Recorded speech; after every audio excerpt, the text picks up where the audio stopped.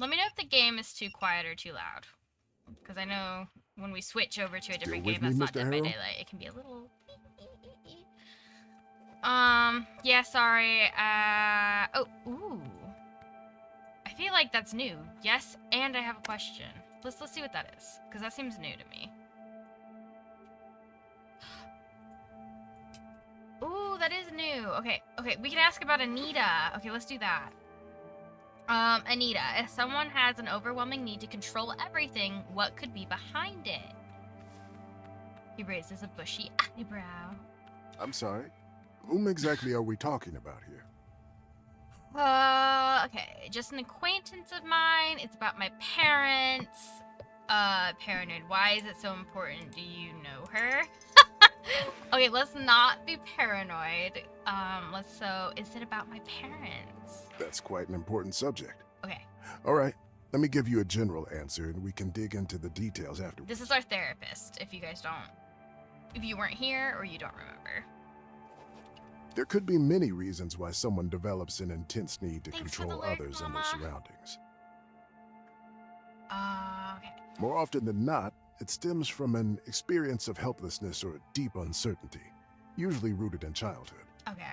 Those experiences might have been triggered by traumatic events or events perceived as traumatic, without anyone there to provide comfort or safety. Okay, let's say, thanks for the reminder of just how familiar I am with helplessness. Uncertainty hits hard, especially when you're a kid. Indecisive, I can't decide which is worse, the uncertainty or the sheer helplessness. We'll do 3 because you got a mama in your chat and I have a lot of dads. You do. You have you have a what is it, Daddy Stoned or something? I think it was something along that line. But I think we're gonna pick indecisive because, as you can see, it's highlighted. That means it's a personality trait. So we're gonna go with Understandable. that. It's unique. Both are hard to deal with, particularly when they come together. Yes. Those experiences can lead a person to develop an intense need to control their environment, trying to ensure that they never have to feel helpless or uncertain again. Take a sip of water. As a child, they cling to routines, to what's familiar and predictable. Later in life, that need can grow into micromanaging, or worse, outright intrusion into the lives of those around them. With time, and often through therapy, such a person can learn to strike a balance between their need for control and the unpredictable nature of the world around them. I hope that satisfied your curiosity. Now, tell me about your parents. Which one had the need to control everything, including you? We'll be like, oh wow, would you look at the time? I need to take up any more That of your day. That sounds more like an excuse than a genuine concern for my time. Of course. We'll pick this. Of course. His bushy eyebrows lift, betraying mild confusion. He glances at the clock, as always. All right then. That's it for today. You should go and check in at the office. Okay, bye. We're so probably not gonna actually check in. Okay. Spit it out already! I don't think we need to help Riley. I think... Come on, you thief! Well, actually, maybe we gotta check in. Yes, your colleagues already suggested I reboot the modem. Physical antenna. Because we gotta find Anita's on stuff. the roof. Yes, the roof.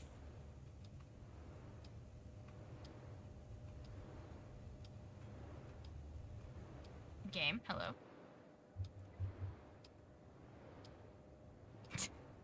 Did the game... Oh, okay. What do you mean it's settled? I need the internet. Could you... Sorry for interrupting, but I'm in a bit of a hurry. Excuse me. Oh, hey, Yes. Oh, hello, Mr. Harrow. How are you? Are you ready to check in? Yeah. Are these parts deserted or something? There's no traffic and hardly any people. The place, I mean, I could walk all the way down the main street of Bothwood in the middle of the day and see maybe 2 people, tops. That must have been tough growing up with no people around. Won't lie, it was tough. Even if you're happy just being on your own, the loneliness kind of gnaws at you. Yes, Slowly. that's true. Slowly. Ooh, we're getting a little darker here. I'm very much like a loner. In the sense of I spend a lot of my time alone. But I'm okay with it. But even like after a while, like even it can get to me for some time. So it's like I get it. We are social creatures by nature, so we do crave like companionship. Hi, Blitz. How are you? She makes a silly face to show how it feels when it gets you. I mean, when there's like 8 kids in your class, you don't get to choose who you hang out with. Oh yeah, I never lived in that small of a town, but oof. I lived somewhere close to that. I am doing good. And it makes cheating on exams impossible, let me tell you. Oh yeah, because that's the biggest concern when you're growing up with only like 8 people. Who am I gonna cheat off of? Yeah, wasn't easy growing up in the valley. All that changed when Coral Destiny came here. It was like our ghost town was being raised from the dead by the magic of space money. Anyhow, Bothwood is still a small town, with a small town mentality. Most young people still leave as soon as they can. That's true. Well, a big city does offer more opportunities. But listen to me ramble on and on and on. Can I actually help you with something? Yeah, I'm ready to check in. Sure. All right then, let's get you in. So, number 6. Yeah.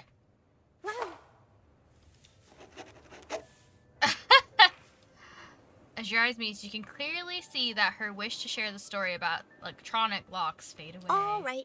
I'm Good. here if you need I don't want to anything. hear about the damn electronic stay, locks I guess. anymore. I've heard about that like 800 times. Okay, now we gotta snoop. We gotta try to find Anita's stuff.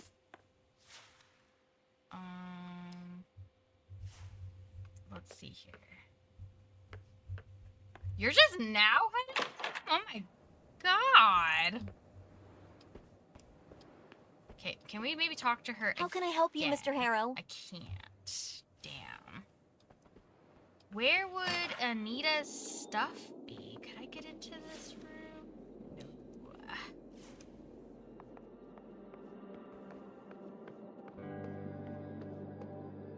I would assume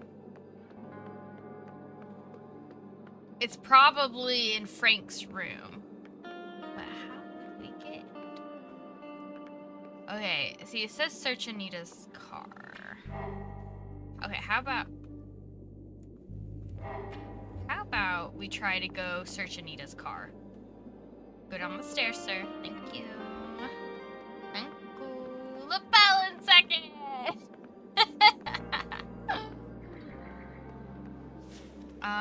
Let's go to the. Oh gosh, what is it? Drive south, I think. Oh gosh, now I don't remember where the gas station is. Dancing dinos.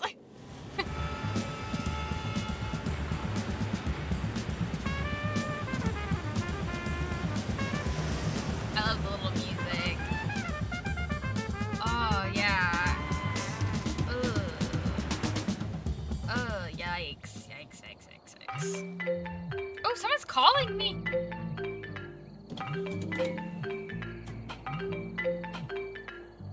Let's just check who's calling. Alright, we're not gonna worry about it, because we don't know who's calling. We'll deal with that phone call situation. Hey, this is Riley. Hi, Riley. Maybe if we had helped her, we would get a talk.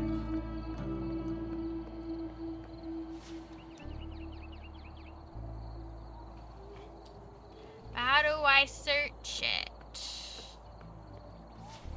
Let's see. I guess I could talk to the worker. What's this?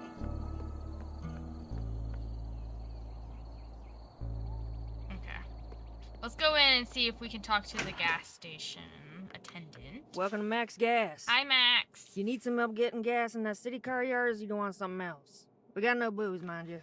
Oh, I can say you're in a time loop. Should we see? Let's see what she says. I'm trapped in a time loop. The only thing worse than the sudden stare she gave you is the excessive eye roll that followed. Look, I ain't got no time for crazy. You either gonna buy something or move on. I got enough of this shit at home.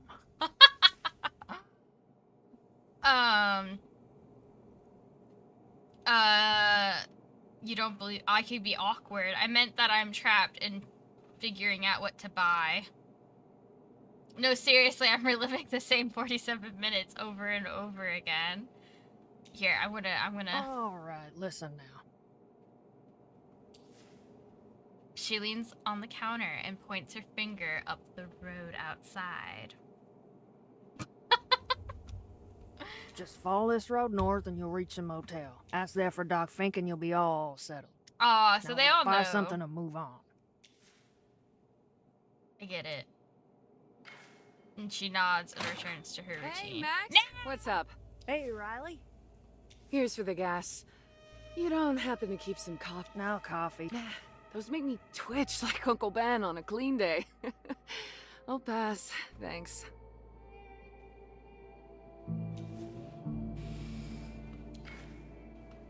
Okay, I don't want to listen. See my brother around by any chance? Oh, Yeah, you just... no. Yeah. am I gonna sit here and listen to this whole call? I'm not doing that again.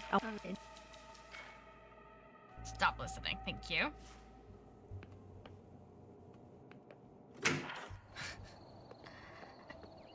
Again, if you guys missed the first episode of this, the first time we streamed it, we did listen to all of that before, so I am kind of skipping over things we've already heard. I'm trying to look for new things.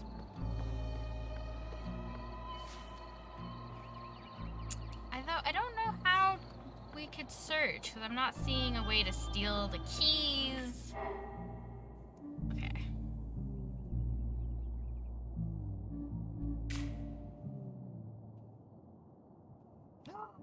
You're right.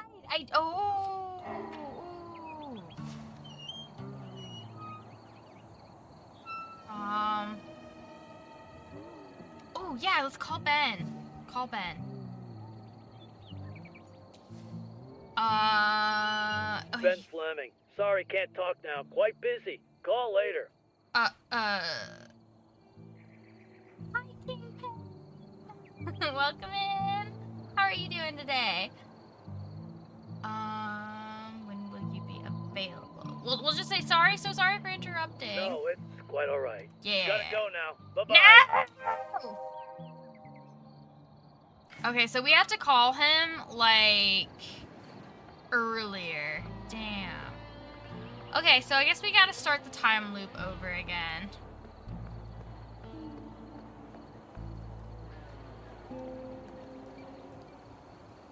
Ah, that sucks.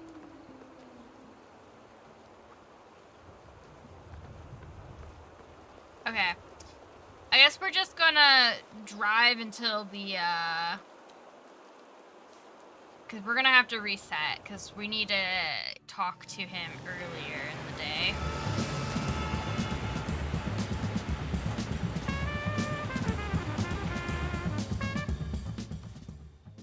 Okay. Did we... Fine, how about we just go to the... We'll just drive south, why not? We'll go back to the motel. We'll just drive.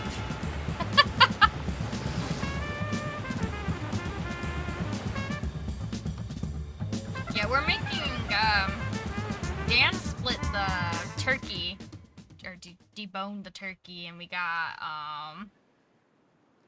some turkey stock going on, which is what we're gonna make the gravy out of. Is some of the turkey stock. I don't think you're crazy.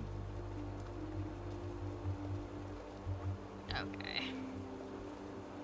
Did I get this sign before? Rue Ballet. Ooh. but the colors have been obliterated by the sun, making... I love a good ballet. Do you guys ever go to ballets? You squint your eyes and try to make sense of the confusing shapes, but everything seems blurred and distorted. However, as you keep looking, you finally start to see a magnificent stage, a ballerina dancing gracefully, a lively group of musicians, and an audience dressed in formal attire. Inspect the ballerina. A ballerina wearing a tutu stands in the center of the poster, on point, with her arms gracefully extended above her head, almost like she's waving to you. Check out the stage. The stage is adorned with elegant curtains and strange chandelier hanging.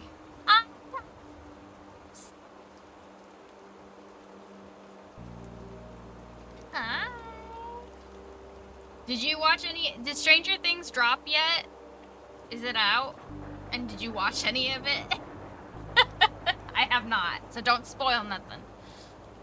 If you have seen it.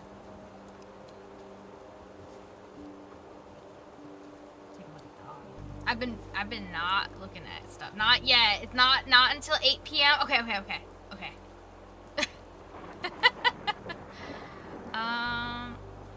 I don't know. I thought I had time to look at the poster. We are kind of just waiting for our hour to reset.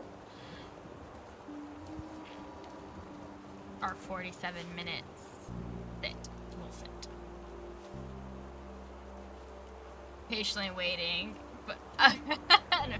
Good. Oh. How about we just how about we call? Cool, let's try calling him again. Hello.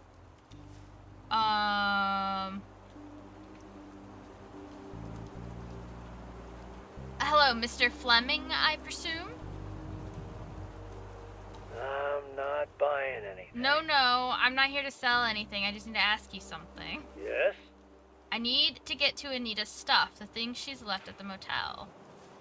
There's a pause, broken only by the sound of heavy, deliberate breathing on the other end of the line. Listen, I don't know who you are and I don't care. She knows where her stuff is. Ask her. He's not in the mood to cooperate. Maybe it's best to call him again later, after you dug up some new facts to push the conversation in your favor. Okay, let's see if we can keep pushing. Maybe you'll need more than gut feeling. Okay, I just need to know where her stuff is. And I'm telling you, leave me alone. This is really important. Listen, I'm out. Nay! Okay. We gotta... Okay, 3 my time. Ooh. It's almost 1, so... 2 more hours. Okay. I'm definitely gonna end stream early. No, I'm kidding. I won't end stream early just to watch it. We'll just watch it live together. I'll just log into Netflix.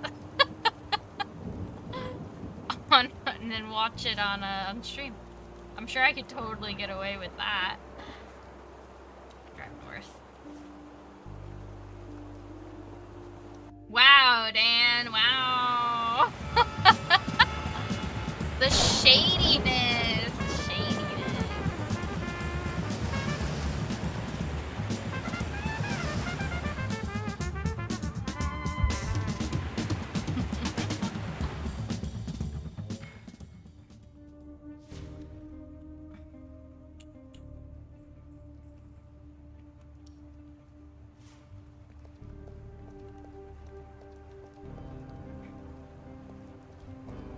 Yeah, so do we have to talk to Anita, maybe? Here, let's look at her brain. To get anything from Ben, you should find some information that would shake him up. Yeah. So, maybe we gotta stalk Anita.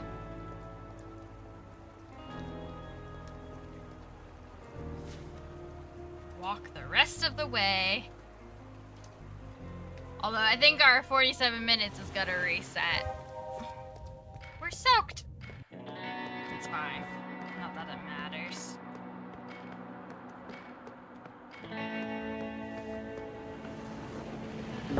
Boom.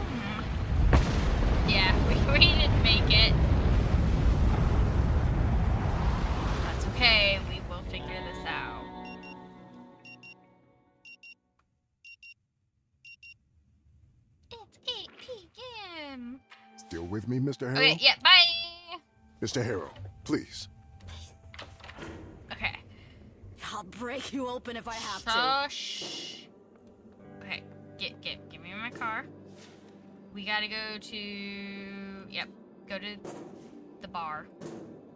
The bar where Anita is.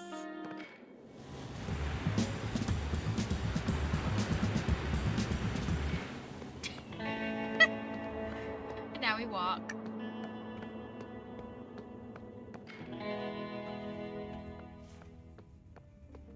Okay. Let's look at this flower.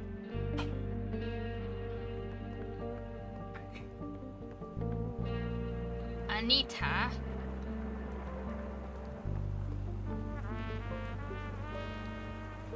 Yeah, she did bitch slap us last time. So let's go inside. Let's see if maybe we can talk to her boo thing. And maybe he has something for us. Hey, welcome to Kuiper Belt. I'm Travis, and you look like you could really use a drink. Let's see. Man, what is this? Why is this arcade so damn hard? That's because it's not your average arcade game. Oh, it's not. What you're looking at is a state-of-the-art landing simulator, built to replicate real-world flight descent conditions with surgical fidelity.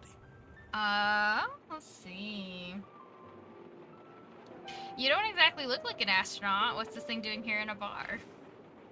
It fits the vibe, don't you think? Super tech in a place themed around what that tech made possible. I'd say it belongs. Fair enough. I give it a go sometimes. Not great at it, but I can get the paraglider down in one piece. Most days. Want to bet I'll land faster than you? No need for a bet. I believe you. I never chase the clock. I just aim for a safe landing. The timer's for folks looking to etch their name in the high score table.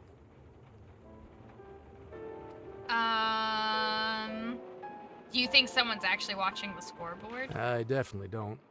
The top 10 names haven't changed since we got the machine anyway. Okay. Good luck. Interesting. But I need, okay, ooh, can we go into the bathroom, actually?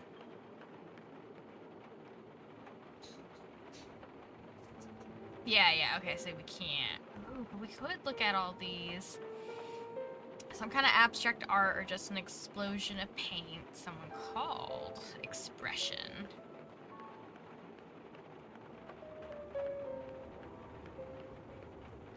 It just hangs low, but just out of reach. Damn.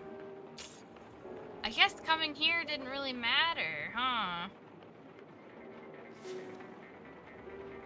Okay, how about we play the game? Never mind. Oh!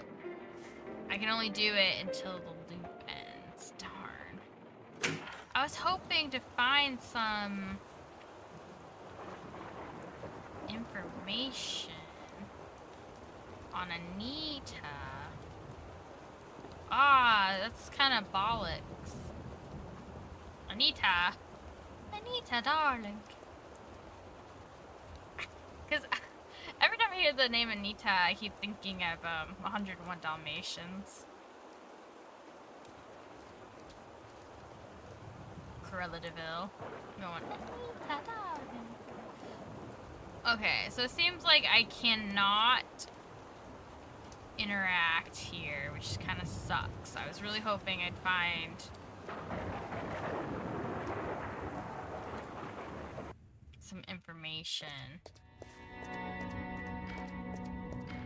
Ah, I'm kind of bummed out about that. A waste of a time loop.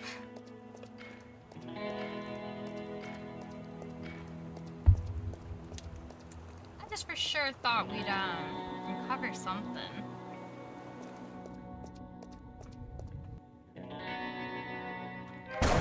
Woo! Oh my gosh, that lightning strike scared me. I know it happens. Oh my gosh, but I wasn't expecting it. Okay. I know we gotta break into this ranch house at some point.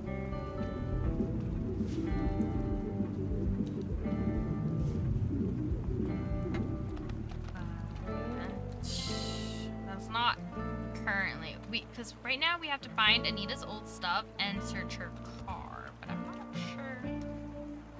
Let's look at our brain. Let's see, what does our brain think we could do? We have to find an experienced criminal, which I'm not sure how we're gonna find a criminal. And then we gotta...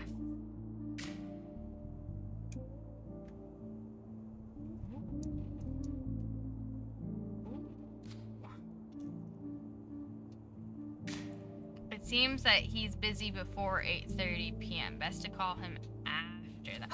Oh, we could call him right now. We could call him right now. Oh no. But maybe because we already talked to him. God damn it. We'll just get the loop to end.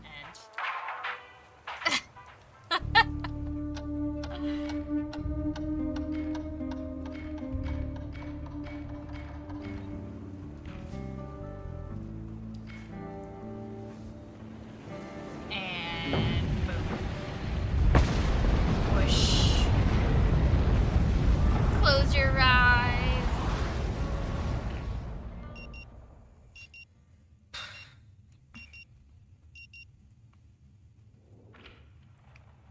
Still with me, Mr. Harrow? Yep, I don't care. Goodbye. Mr. Harrow, please. I don't want to do therapy session. Well, let's see here.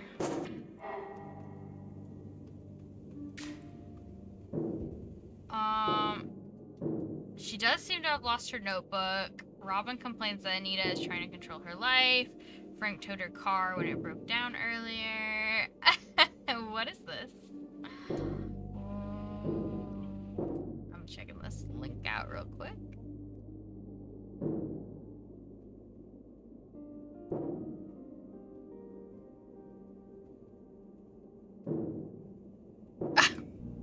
Me getting scared by the lightning. That's so funny. I get scared so easily. It's a problem. Although I don't know why it says something went wrong, because I clicked on the link and it worked just fine.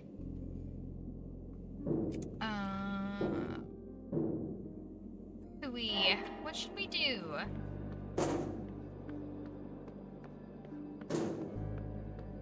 Give me my coffee, you jerk! Yeah, because it says we shouldn't call... yeah, it seems that he is busy before 8:30 p.m. Best to call him after. Yeah, because he's on the phone with Anita.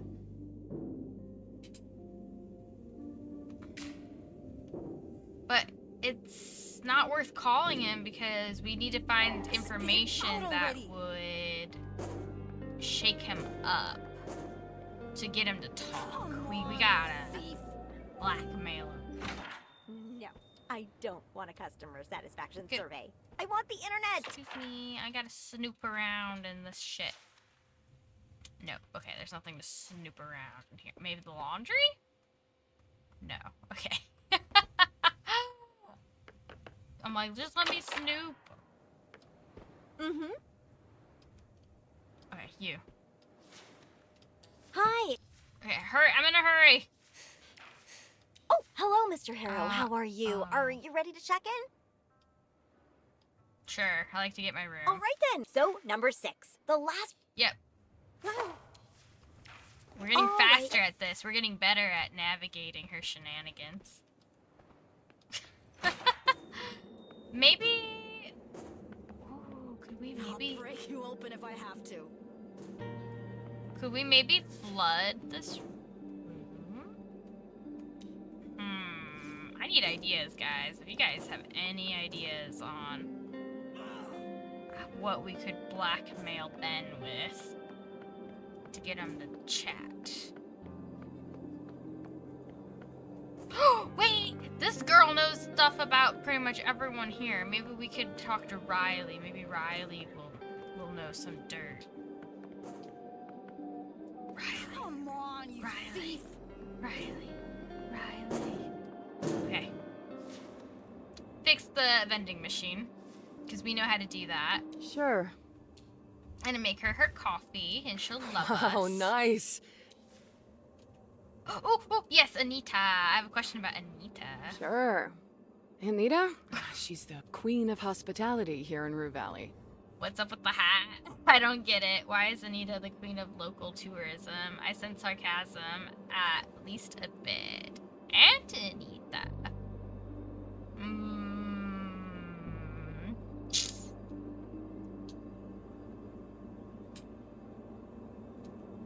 We'll question the aunt. That's a very long story, and I'd rather not talk about it right now. Fair enough. Let's just say we're related. Okay, what's... Kinda. Okay, kinda related. Got it. What's with the hat? Nita always dressed like that. You better believe it raised a few eyebrows, or a few dozen eyebrows around here. But ever since the divorce... It is quite a big hat. She cranked it up to 11. Oh, God. I don't know. Maybe that midlife crisis or whatever. Or she's finally a free woman and can do whatever she wants. Okay. The queen of local tourism. She was running the motel with Uncle Benny back in the day, and now she opened a bar with that hunky dude from Bothwood. Mm-hmm. Travis. We'll just say what happened. What always happens. People drift apart, and after plenty of yelling, they call it quits and get a divorce. Yep, that's about right. I don't think Kuipers is raking in the big bucks, but considering no one else is doing any tourist stuff around here, that kind of qualifies her as the queen of tourism. Got it. You're welcome? Leave. Okay, well that was some information on Anita, but not necessarily all I wanted. Damn it.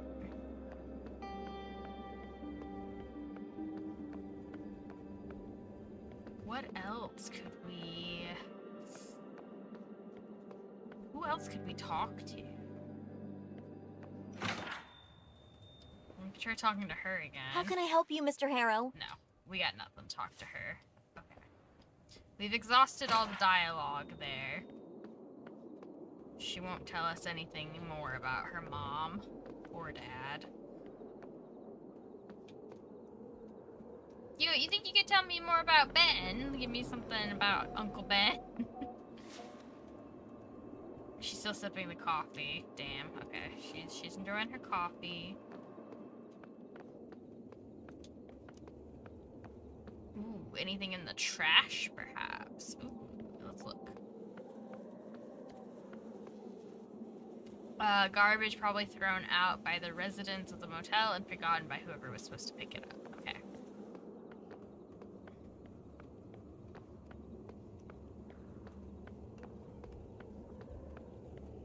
Okay, let's check this.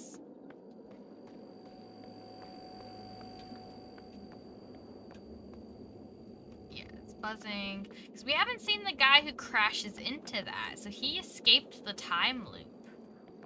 He's not here regularly.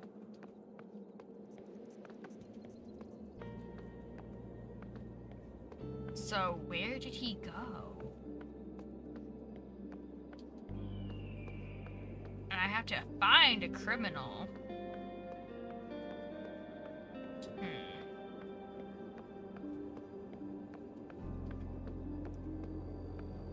Why did he come here out of all places? Like, why was he even here to begin with? Mysterious. And he would be the criminal I think I would need in order to help get into the car.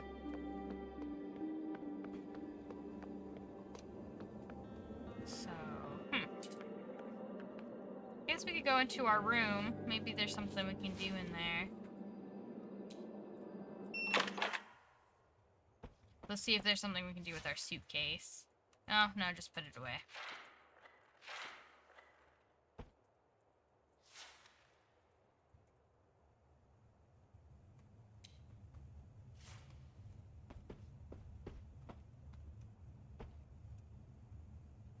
That adds in about 15. Ooh, could we take a bubble bath? Taking a shower would do little but make you smell more potent. Oh, really? The shower would make us smell worse?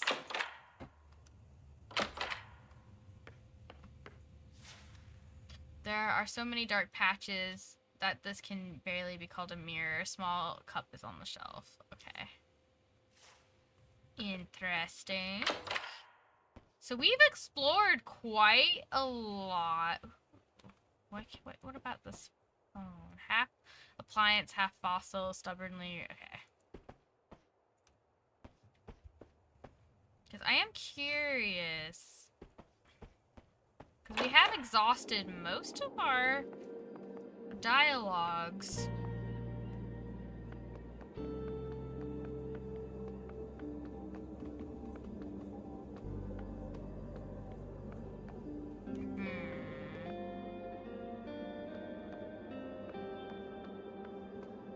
You know, we could try going to the gas station again.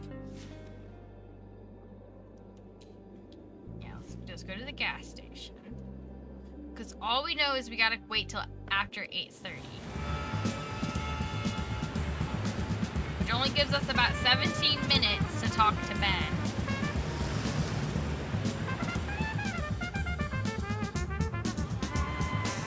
Do gotta try and get more clues. And Riley's not here yet, which is good.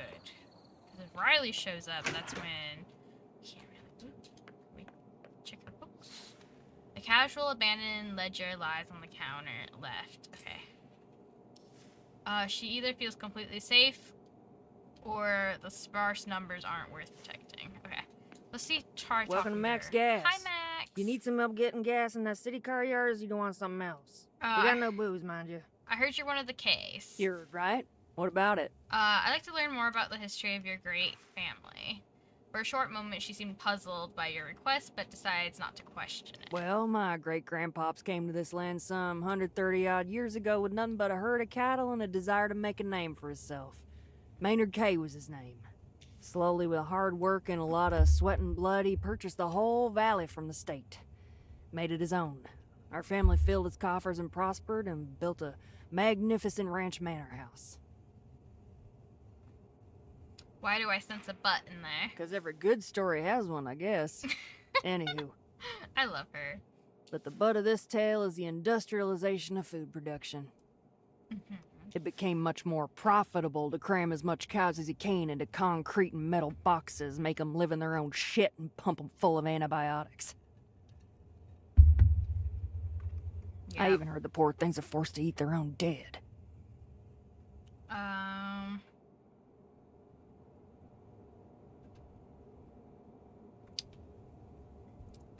Okay, a lot of these things are normally what people say after finding out how the meat industry sometimes works, so that seems normal. That's it. I'm not eating meat ever again. A lot of people say that, but then continue eating meat anyway. Imagine such a life. The world must seem like a living hell. Well, it is. Wait, what? Cows are eating cows? That's exactly why I don't eat meat. I never questioned my steak about its past life. See, that's kind of funny, but I don't think she would care for the funny. I think number 2 might be the best option. Imagine such a life, the world must seem like a living hell. Like, I think that might be better instead of, like, trying to be like, oh, I won't eat meat, you know? Yep. If I was a cow stuck in that shithole, I would have rammed my head into a wall as many times as necessary for my brain to leak out of my ears. Sounds like a detailed plan, as if she has thought about this before. Well, anywho. My grandpops Philip tried to persuade great-grandpops Maynard to modernize, to follow the new direction money could have taken him. They had an offer to make a co-op with General Meats. Maynard refused over and over again, and that caused some bad blood between the two. Right, I like anything.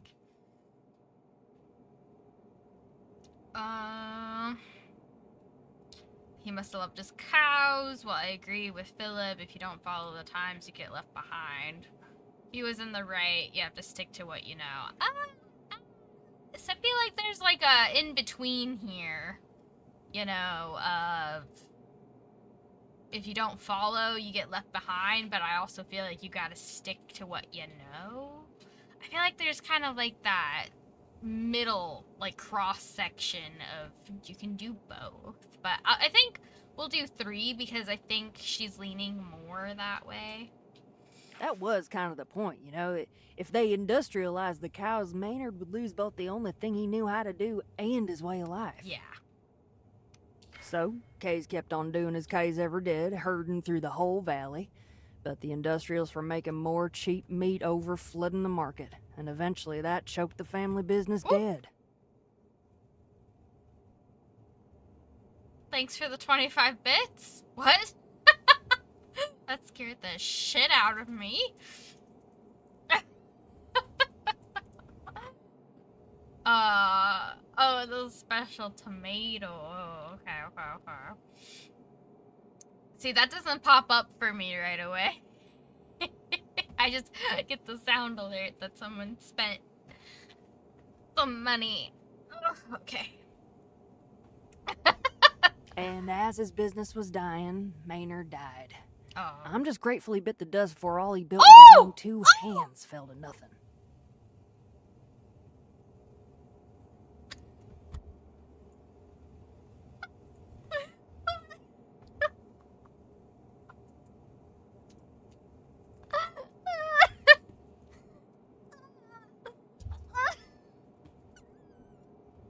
I'm dead.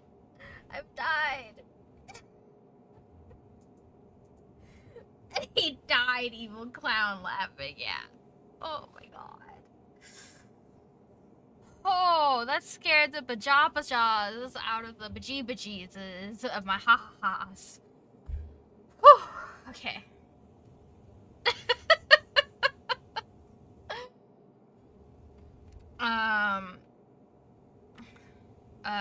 So the business fell apart after his death, question mark? Yes and no. When Maynard died, there wasn't a whole lot right, left. yeah, that makes sense. Philip always claimed the old man died out of spite, but I think he died from a broken heart. Oh, that's kind of sad. Still, he tried to rally the family, to industrialize, but it was too little too late. We were cornered out of the Gray City market by then. So, with no source of income, the family was forced to declare bankruptcy and sell the land back to the state at dirt cheap prices. I got scared so hard, I got hiccups now. Ugh. A reverse effect happened. Oh. And that was the end of us.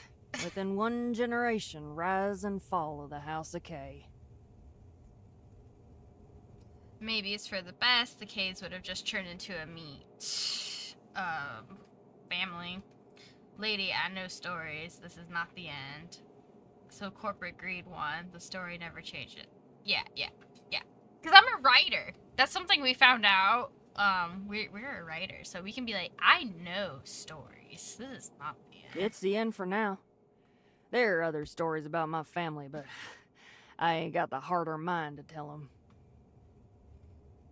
Pretend you're just looking around. Aw. Yeah, I just have it where the sounds are not, because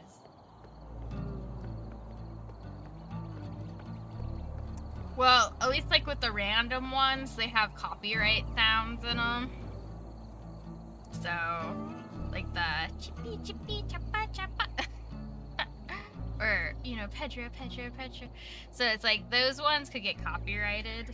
So I keep them off. That's true, I could.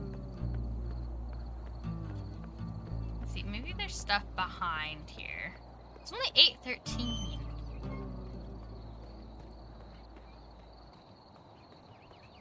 Got some dust particles. If we were a criminal, where would a criminal hang out, huh? Like, if we were... What do you mean, if? You're leaving Rue Valley. No, you are not. No, we are not. In that trailer? I can't interact with the trailer, though. There's nothing for me to...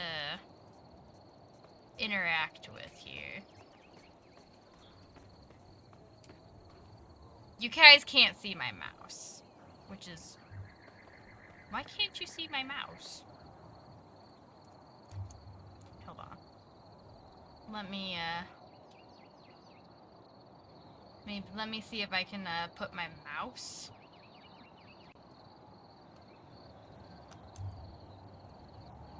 Okay, now you can see my mouse. I think I have it set on Dead by Daylight where you don't see my mouse, so it's not like annoying, but on this game, that way you can see what I'm like hovering over. Yeah. Ooh, what's this? Yeah, max gas gasoline. An old school setup, soapy water and brush, meant for cleaning windshields with love and painstakingly care. Cap with the Daily Brew. How are you doing, Cap? I love doing it. It gave you a piece of clarity in the midst of chaos. Too bad it's useless now. There's no time to do it properly. Why not? We have plenty of time to do it right now. Very tired. Oh, yeah, Thanksgiving prep. What you been prepping all day? We currently got... Well, Dan got the turkey bones done, and we got, the turkey bones simmering in a pot to make a turkey stock. Also, have you ripped the spine out of your turkey? We did. Mainly moving all the furniture. Yeah, oh yeah. We don't have to worry about that, because it's just, me and Dan for Thanksgiving, so we don't gotta rearrange furniture. Okay, ooh, what a criminal. Where would a criminal hang out? I don't know. Our family's coming to our place. Yeah, oh my gosh, yeah, that's... Yeah, you gotta prep. That's chaos. Yeah, big yeah. Reminds you of your mind sometimes. Better left alone. I feel that. Ooh, we could peek in through this window. A dirty curtain blocks the view inside the trailer, probably for the best. No! What if there's a criminal I need to talk to in there? Dirty old trailer, yeah. Dirty, filthy. I want to find a criminal to help me.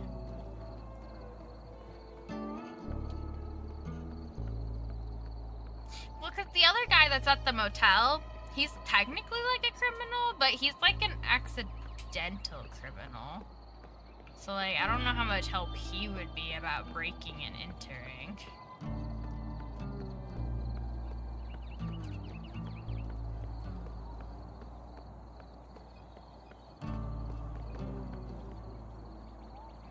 Yeah, I don't know where the criminal place is, where the criminal hangs out.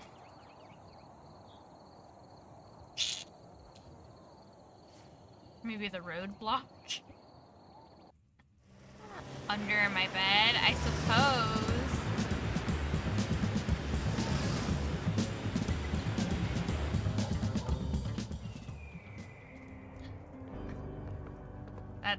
That's the guy who's not really a criminal. Could I do so? What? The view is striking. An endless sky stretches beyond the Rue Valley, and an indifferent witness to everything below. In the distance, the desert spirals. The surface is broken by hills, silent, ancient monuments standing watch over time itself. Emotional check. Enjoy the view. Yes! We succeeded our emotional check! The colors of nature are nothing short of breathtaking, blending seamlessly into the grand panorama before you. God, can I not talk? The deep greens clinging stubbornly to life, the sky's ever-changing gradient. It all comes together in a quiet, effortless symphony. In the distance, the soft murmur of running water adds another layer to the scene, a subtle reminder that life continues to move, always flowing, never still. There's so much to appreciate, not just in the place, but in the world as a whole, a world that, somehow, you manage to overlook. This view puts everything into perspective. Maybe it's time to act more like nature. Ooh. How about 2? I like 2. You don't hear that a lot. Where did we read it? Okay, maybe it's time to act more like nature. Indeed, less like a lonely figure perched on the edge of the world, more like someone within, shaping it, moving with it. You needed this, absolutely. Ooh, we gained some inspiration. That's what we were needing. Can we look at this poster or this billboard? Okay, cause now we could maybe get some more inspiration.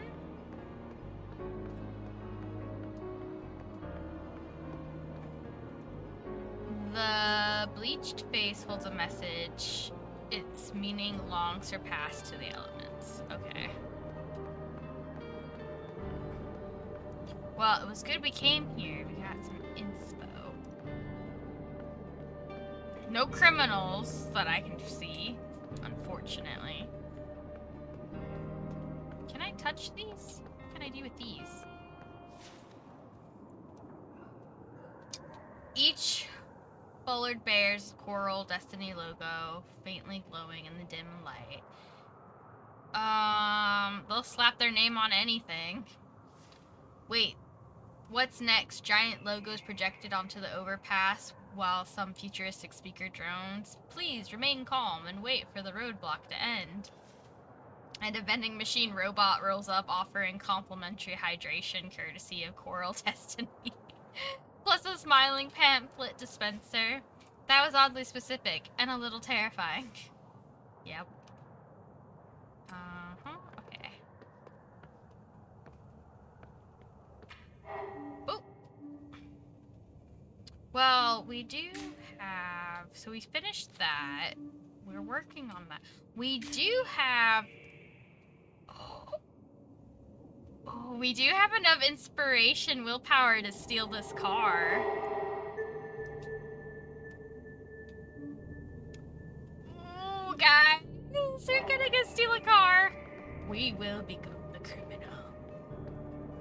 Do you think we have enough time? I don't know if we have enough time. Let's see if we... Well, if not, we'll steal it in the next 47 minutes.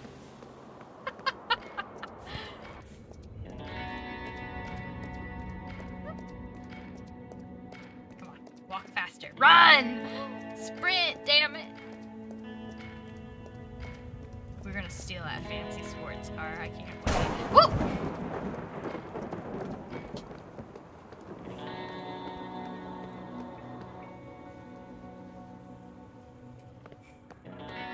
Every goddamn time! I know it's going to happen!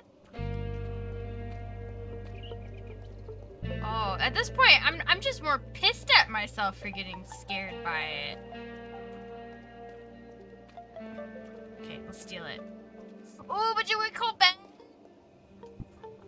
No, I want to steal it. Ooh! Ooh! Where do we go? Ooh, I don't know. Get in the car and drive north. Let's just try north.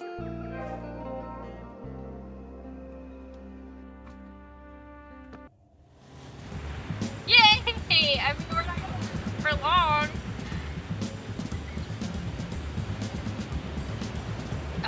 Do you see something in the distance? What do I see in the distance?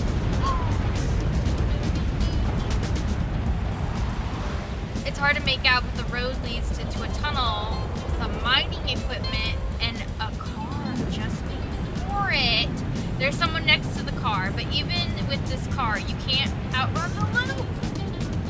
Not unless you start driving. Oh, okay. Okay, we gotta book it to this car. Come on. We're trying so hard to outdrive this goddamn. Okay. Fuck you, therapist. We gotta go. Come on. Still with me, Mr. Go back. Car Mr. to Harrow, steal. I got a please. car to steal. I'll break you open if I have to. Okay, Riley, you have fun dealing with your coffee. Okay, go to the bar.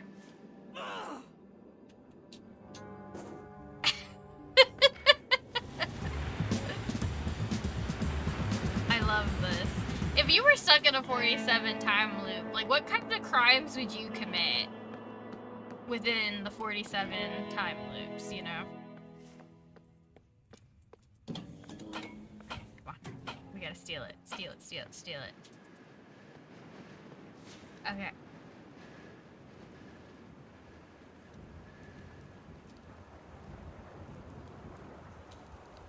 What do you mean I can't steal the car again? Oh, that was it?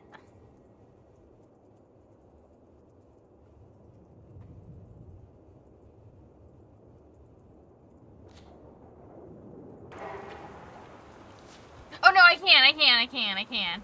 Okay, let's go. Hurry. It is now my car. Come on, let's see if we get to that mining. Who probably, you can't say. But probably really petty crimes until I was 100% certain I was in a time loop. Fair enough. Oh no, are you serious? There's nowhere for me to go?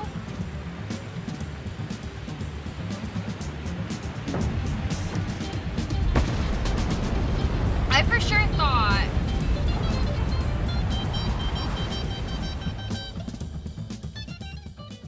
sure thought that we would. Still with me, Mr. Harrow?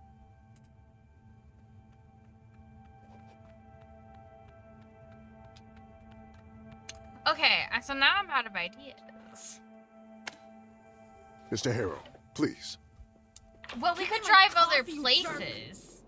Okay, we're gonna just have to drive to every place possible. Pick all the options.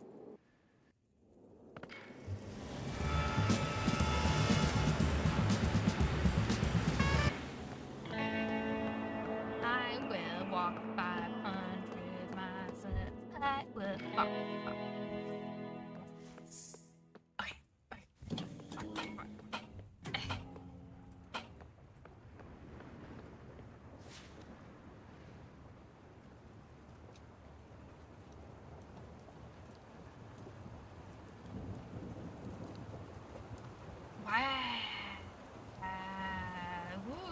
Let's go to the motel with it.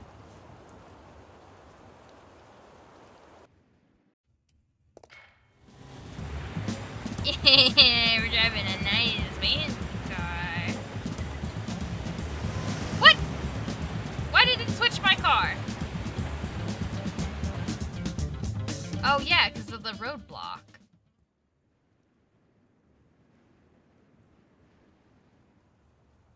Oh, that was lame. So I can only drive the car north. What is the point? But it said there was someone at the mining place. Wait, ooh, I'm disappointed. Okay. Well, it's... Because this is Frank's room. This is the... I need to get somehow in there, but I don't know how to get in there.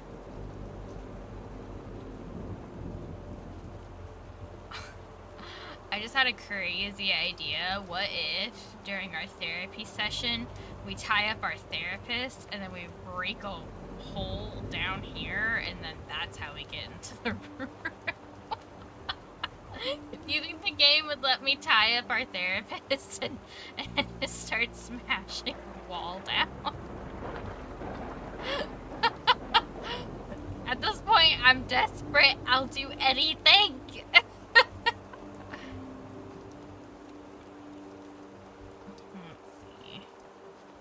Someone in this room? The gleaming new lock protects nothing but silence on the other side. Oh. Okay.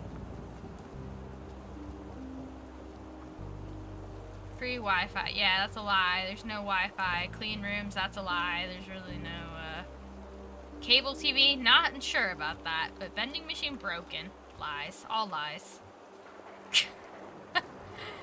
Actually, is there cable TV?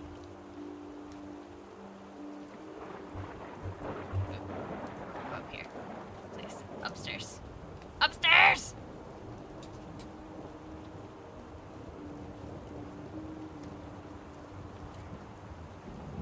Because I don't remember there being a TV. Maybe there is.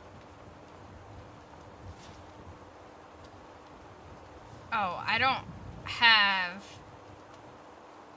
Oops. I never checked in.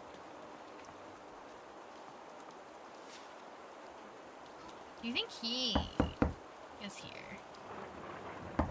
Okay, yeah, he already left. He's like somewhere. I don't know where, but he's somewhere.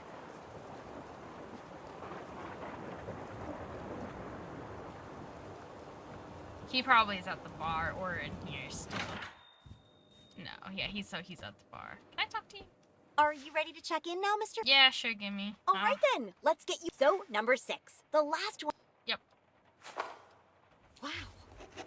Yep. All right. Okay, so I'm gonna go try calling Ben. Not that I have... Oh no. So yeah, I can't... Oh! Blocked by no internet. Look up how to break into a car! Dude, I totally forgot because I didn't... Oh! Okay. So, this is what we're gonna do. We're gonna drive to the bar to get the Wi-Fi, and then we're gonna, look into how to break into a car, and then we'll be able to break into a car.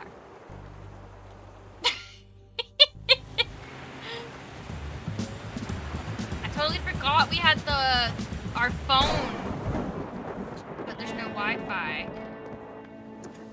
Okay, I drove the sports car. Why didn't we get in the sports car? The sports car was a waste of willpower. I'm so upset by this. Still with me, Mr. Okay, Harrow? bye. I gotta go Mr. Harrow, please. get Wi-Fi so I can, Spit it out already! steal a car. Well, not steal a car. I already stole a car. Come on! I need to learn how to break into a car. Steal that car.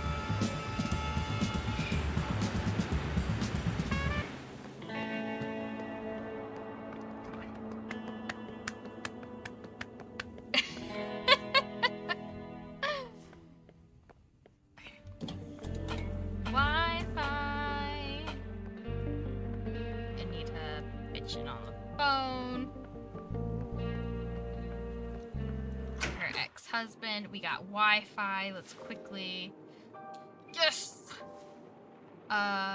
You know, it's all about them keywords. So type wisely. Break into a car quickly. Car breaking tutorial. What's the easiest way to break into a locked car? Breaking into a car step by step. Ah, fuck. Which one do you think would be the best one to do? Probably step by step, right?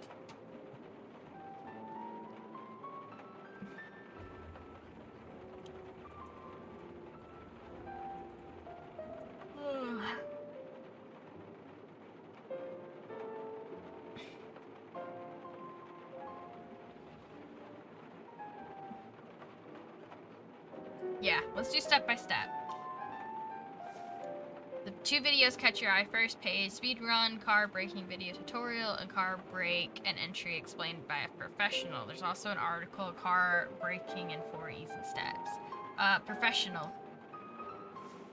It begins with the Rue Valley Sheriff's Department logo, a silver star engraved with an eagle atop, cactus spread. Ooh.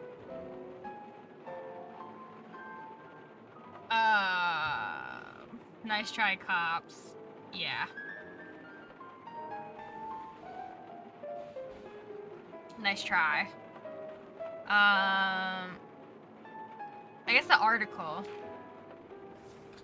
We've all been there. It's Monday morning, coffee in hand. You're rushing to avoid the hell out of an early traffic jam, and you realize no keys. Worse yet, the keys are locked in your car. Yes! Okay, this is it.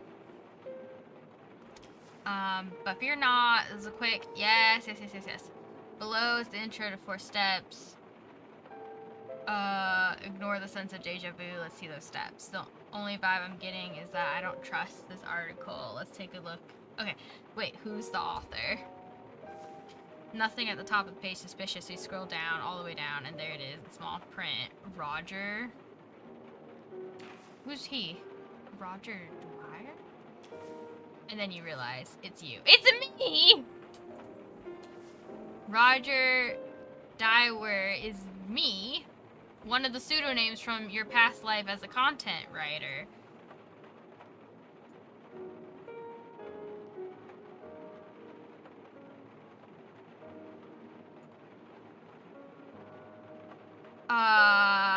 I guess the article is valid. I did research. Step 1 explains how to reshape it into a long strip. So I knew how to break into a car.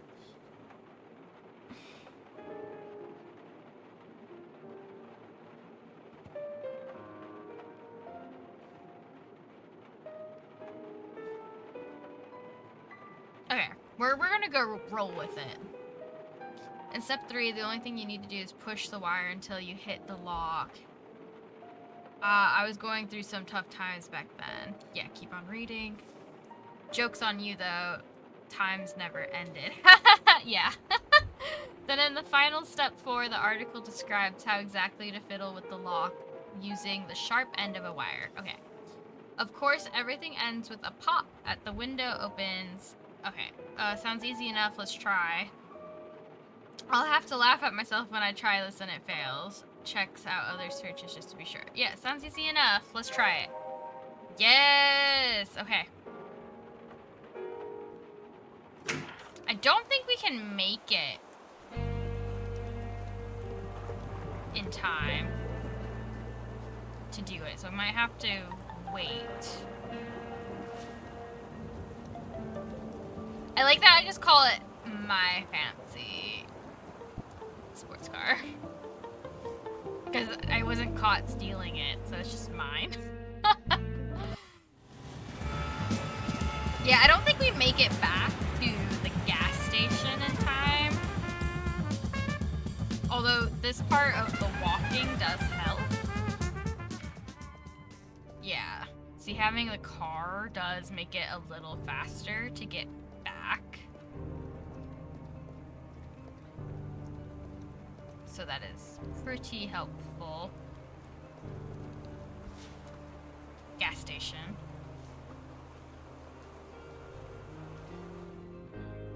Now, if only the sports car could just be there at the start of the time loop, that would be great. But it won't. It can't. Ooh, we did make it to the gas station. Okay.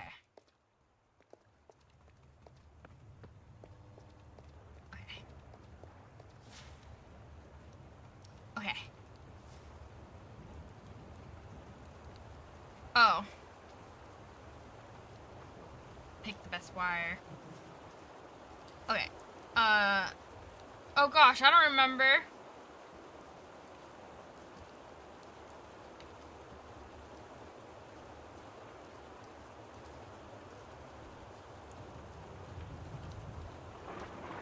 Okay. Middle. Okay. Oh, we did it. Okay, now what? You find the lock. Slide the wire deeper. And there's a click. Seems like the wire found its way into the locking mechanism. You're either a natural car thief or just dumb luck. I'm natural. That's what's under difficult as your article portrayed it. See what happens when you let depression color everything you do. But this is all for naught if you don't manage to unlock. Oh! Thrust it up and down. In a moment or two, you feel your palms on fire, hearing clunking sounds from inside the door. Push it left and right. You're not sure if the sound's kind of, rub the wire in a circle.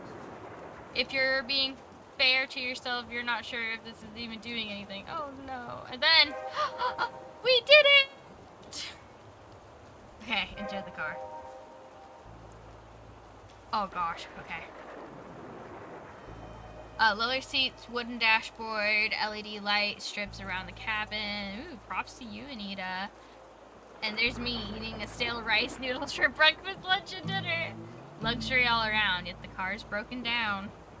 Not sure if this is even doing anything. Been there before. God. Yeah, we'll just do number 2. It just means you're in the wrong business. If you wanted money, you should have hustled more and worked less. Yeah. Check the car's multimedia device. Check the glove compartment. Check the glove compartment. A dusting cloth, driving gloves, 3 unopened packs of cigarettes, and long variety of power bank. Noomi! Hi, Noomi! With Daily Brew. Who actually keeps gloves in the glove compartment? But that's the whole point. Shut up. Take the notebook. I'm good. How are you? We got some turkey stock going on the stove, so it smells really nice in here. We're making the stock so we can make gravy with it for Thanksgiving. So all that fun Thanksgiving prep is starting. Oh, hi, Artemis. Here. Come here. Do you want to come here? Maybe Daddy can pick you up for me,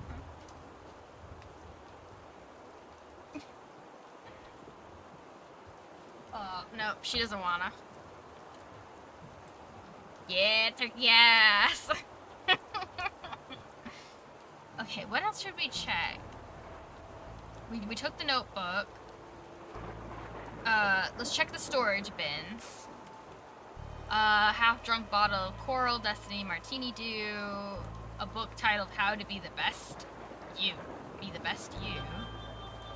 Flip through the book. Your eyes skim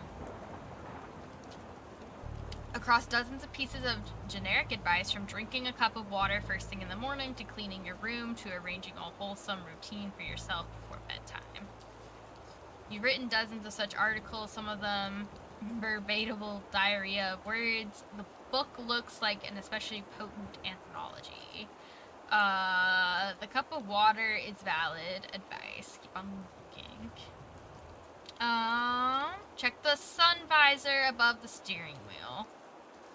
A driving license falls into your lap and you unfold the sun visor. Take a closer look. The license looks decades old, a plastic tinge with a yellowish hue spread to every edge. Anita, on the other hand, was young and striking. Her beauty is dimmed by a tiered allure even youth can't mask, laced with a lingering fragility, an echo of past she fought hard to leave behind.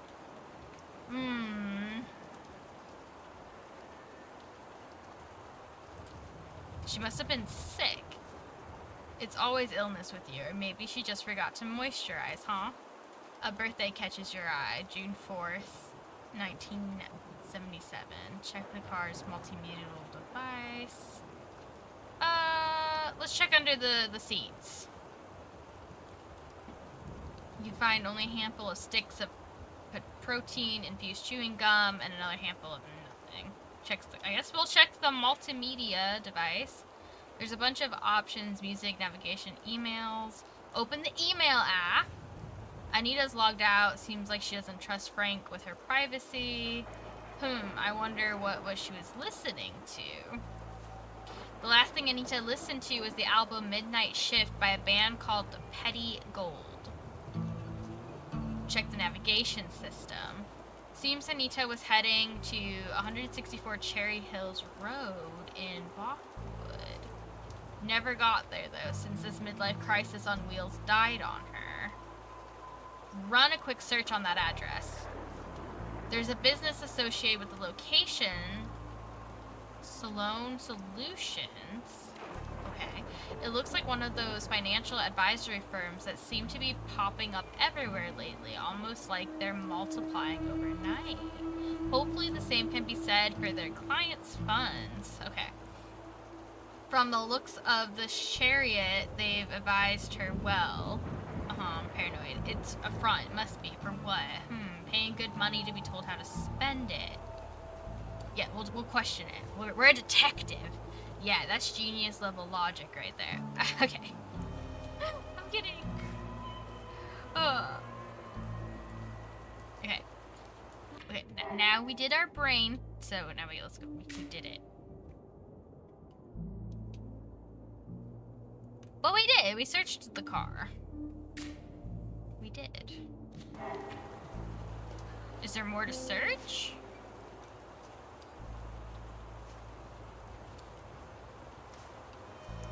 Yeah, I searched everything. Ooh, this is the notebook. Built-in pen holder. Okay. Seems barely used. Don't people have phones? Why would anybody use a physical notebook? Okay. You know what, sir? I've been very patient with you, but you coming for notebooks? Shut up. I write things down all the time in my notebooks because as fun as it is to just open your phone and unlock it and then go here and then, you know, go to your notes app like this and all that, you know, look at how long this is taking, okay?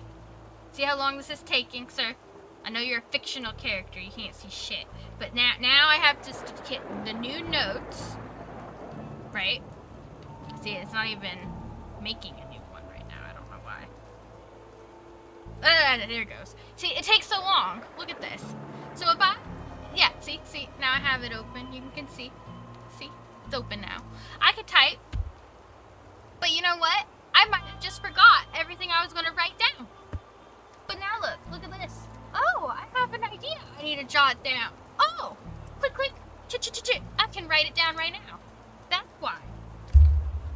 Piece of paper and pen, superior. This takes too long. I would forget. That's why people use physical notebooks, jackass. Okay. We're doing number 2. What's on page 1? It just says, Anita Lopez, month of August. Oh. Don't people have phones? I hate this line. I don't want to say it.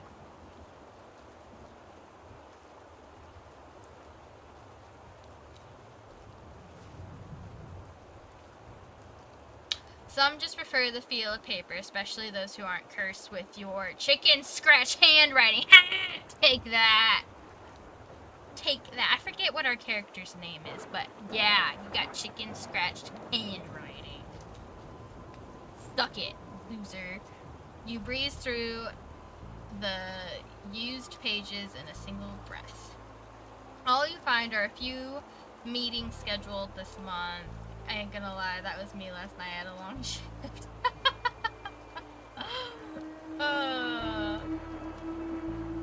Oh gosh, that's rough.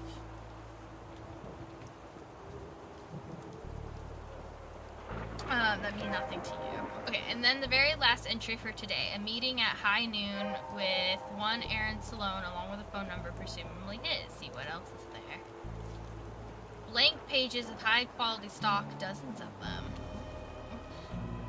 This is until you flip to the end where a neatly folded sheet of paper is tucked in the crease. Examine it!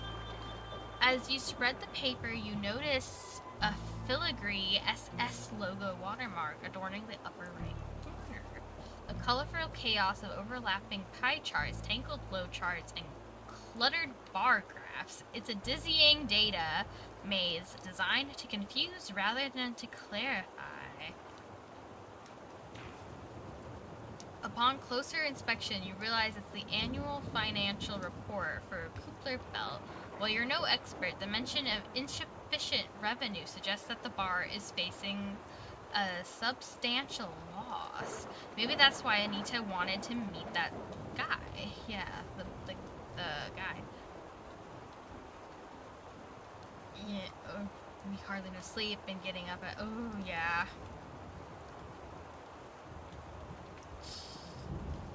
Yeah. Oh, rough week. It's a rough week. And then her car broke down with her business van falling apart, and you're snooping around her dirty laundry. No wonder she's in such a great mood. Woo!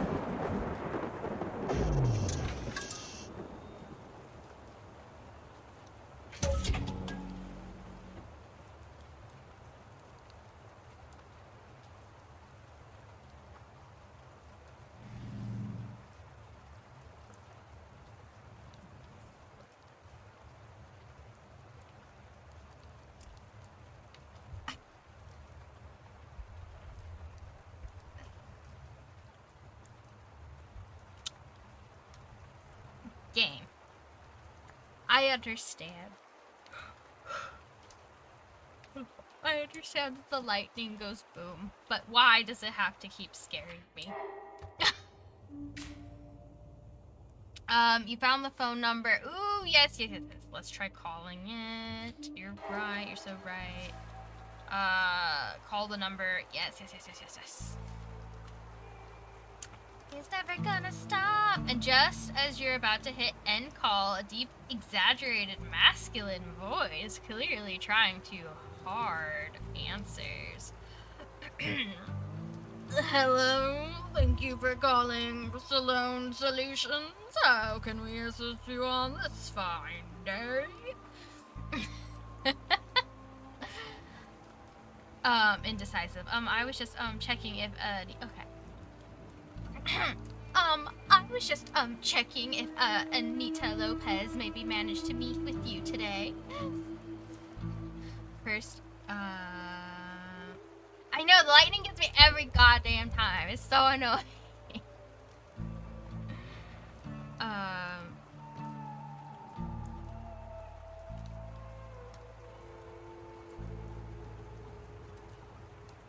Oh. At least you had a nap. A good nap, at least.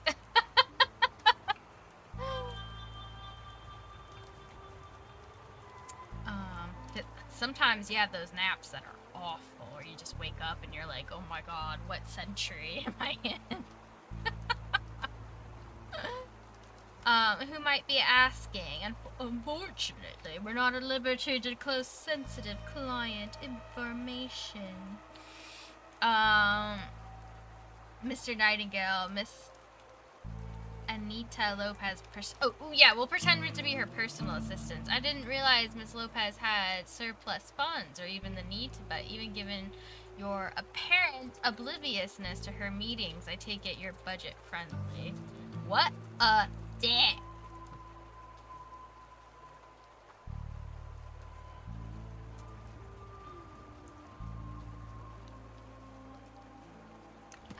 It never lasts long enough. I needed to just play the whole song. Anyway, no, Miss Lopez missed our appointment. We'll send her the documents for review via email. Signing them is of utmost important documents. Yes, I'm sure you're aware that the motel is officially in default due to Mr. Fleming's missed mortgage payments over the last 2... He hasn't been paying the mortgage.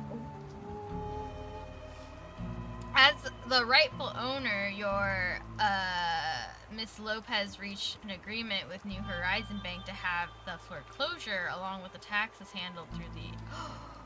which cannot proceed without her signature. Oh, those documents. The documents for the motel. The motel's documents. Right! The poison! The poison for Cusco. Cusco's poison. The poison specifically made for Cusco.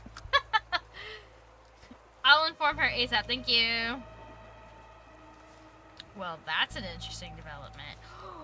Now, why would Anita want to meet the Sloan Shark in person if she already agreed to let the motel go under, drop the axe herself, or is she actually trying to save it? I don't know. But we'll wrap this up. Okay, now. You discover that the motel... Yeah! So, let's try calling Ben. Because now we got something new. No,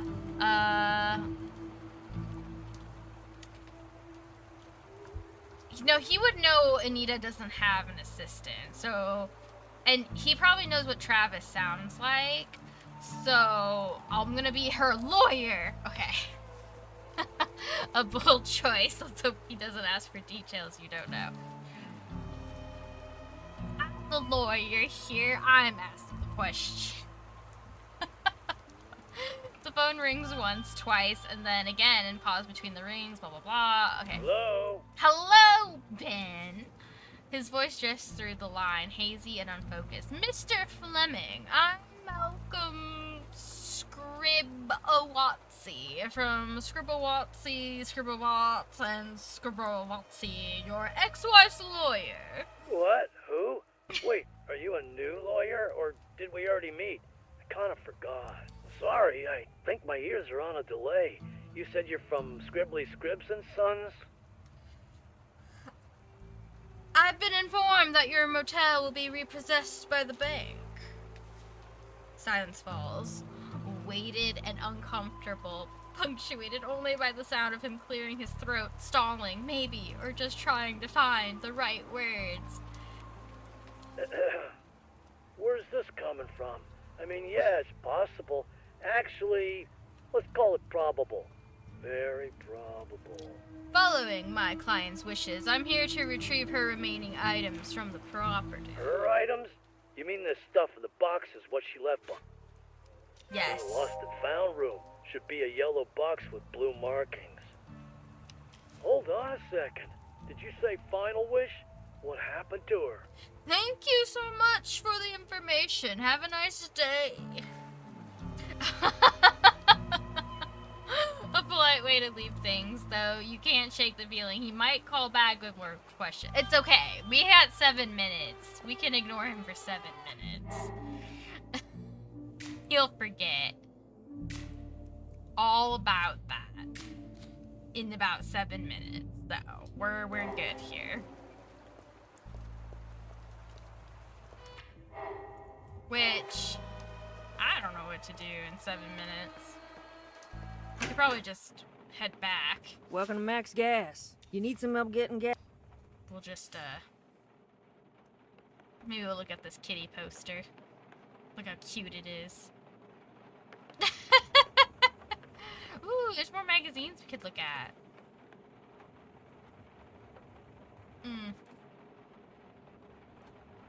Let's look at the croissants. Maybe check the soda cans. My little soda pop. Okay, so many flavors, but none that I like. Really, there's not one single one in here that you would tolerate even? Dude, you need to enjoy more stuff. Maybe that's why you're so depressed. Maybe you should find stuff you like.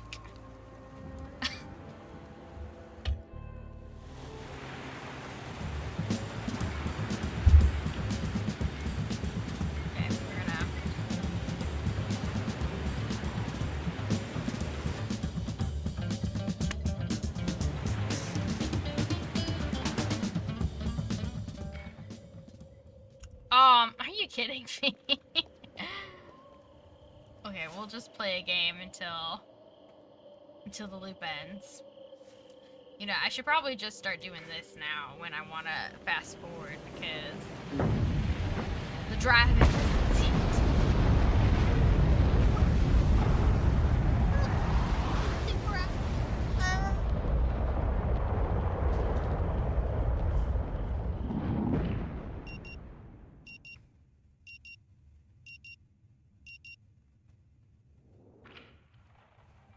Still with me, Mr. Harrow? Goodbye. I have a lost and found thing to find. Mr. Harrow, please. Shh. Okay, let's go. Mm-hmm. Lost and found. I under. Uh. Hmm? Oh, hello, Mr. Harrow. Okay, How? give me my room. All right then. Let's go. Okay, All right. now lost and found. How can I help you, Mr. Harrow? Okay, is it just in here? I forget where he said it was. Yes, it was in here. Okay, here we go. Okay, we're looking. There's a whole mess of things here. It's gonna take a while to sift through them all, even though you know exactly what you're looking for. After a bit of rummaging, you spot the box Ben mentioned. But instead, there are 3 smaller ones, a cylinder one, a green one, and a plastic one. Oh! Let's do the cylinder. Inside the box, you come across a stack of old books of entrepreneurship and starting your own business. Serious classics, the kind of people swear by, the kind that promise to change your life if you let them. She did her homework, no doubt about that. The pages are scared with underlines ravaged by a fervent need to understand, to conquer every inch of that knowledge. Okay, let's look in the green box. Shoes, all kinds, classy for work, high heels, low heels, no heels, comfortable ones, torturous ones, and anything you can imagine, and then some. That's a lot of shoes. A lot. Understatement of the century. It's an invasion, a whole army of souls waiting for their next mission, their next step. I would love to have an army of souls. That's amazing. Check the contents of the plastic box. There's a pile of notebooks, all dated from the 1990s, but the writing's a chaotic mess. Every page, it seems, is covered in sketches and doodles tangled up in half-finished thoughts. It's raw, frantic. Look like this was from the time when Anita was unhinged. A different side of her, the one she's been hiding from you all along. It adds up. Flips through the notebook. You do your best to sift through the jumble of barely legible text. It's a disordered mix of thoughts, ideas, and dreams, all thrown together, impossible to follow like a tangled thread. Every now and then, certain words or phrases jumps out, screaming for attention amidst chaos. Read the passage where the word hope is repeated. Some words are unreadable, but you manage to piece enough. Hope. The word sticks in, throat like a splinter, hope. It's good to you, though, through. Hope, hope, hope, like a record that won't stop. Hope's a trickster, a liar. It gives, then rips away. I hate it. She was in a really dark place. Like you would have done any better if you were in her shoes. At least I would feel more fabulous in her shoes. Examine the page with Ben's name. It's all over the place. His name is scrawled everywhere like she was trying to exorcise him or summon him back. On one page, his name is in a heart, retraced in ink over and over until the lines bled together. On another, it's struck through so many times that the paper tore. And then there's the page where his name is written again and again, no spaces, just a relentless chain of letters. Like she couldn't stop, like she had to get it out, all of it, until there was nothing left. almost like a mantra. Maybe he was a lighthouse, bright, guiding, yet blinding, just as much a beacon as he was the fog that swallowed it. A place of safety, sure, but also a place you'd run from when the light got too harsh. Look at the passage titled Not Alone. This one looks organized, stripped down, almost clinical, like it's been transcribed from somewhere else. Not alone, that's what we want you to understand. We might feel like the world has left you behind. It's okay if all you feel is anger, sadness, or nothing at all. But know this, there are hands that will hold you, voices that will speak when you can't, shoulders that will carry you when your strength is gone. You're not alone, not here, not now. You might not believe it yet, but we're here and we're not going anywhere. Together, we keep churning right. I would hate having to rely on somebody else. This sounds so supportive. It does. That sounds like she's maybe got her stuff together.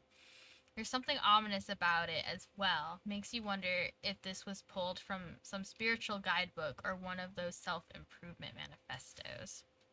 The drawings alongside the text are a strange mix, hollow, despairing faces and suns that beam across the entire pages.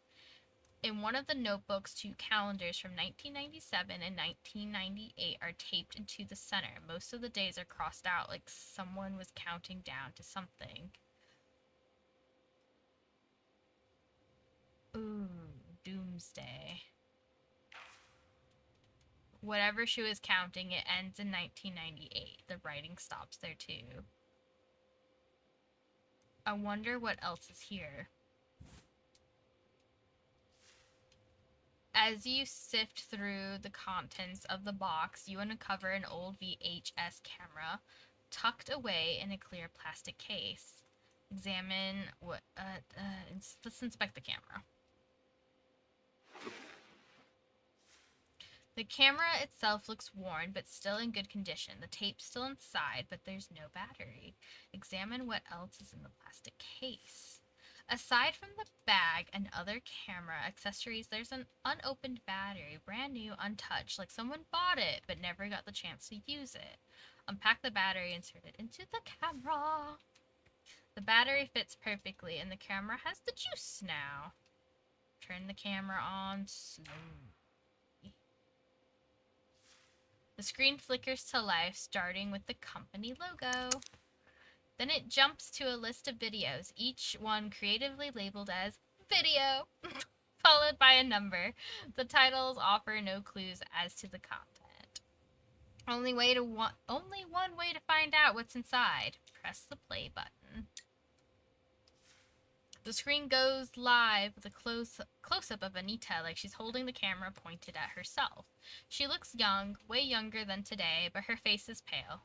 Tired, like sleep's been avoiding her for years. The date in the corner reads 9 March 1996. Oh my god! 1996 is the year I was born. Hey! This is a few months before I was born, actually. Let's go. Right, no. Yes. Is she happy tired or just tired? Hard to say. It looks like she feels like the kind of tiredness sleep won't fix. The camera churns and it sails a man. He looks older, worn down, like a train that was hit by another train and then pushed into a river. Whoa! Ash gray face, dark circles carved beneath his eyes, lips scorched and cracked. He looks sick, really sick. Wow. This guy probably...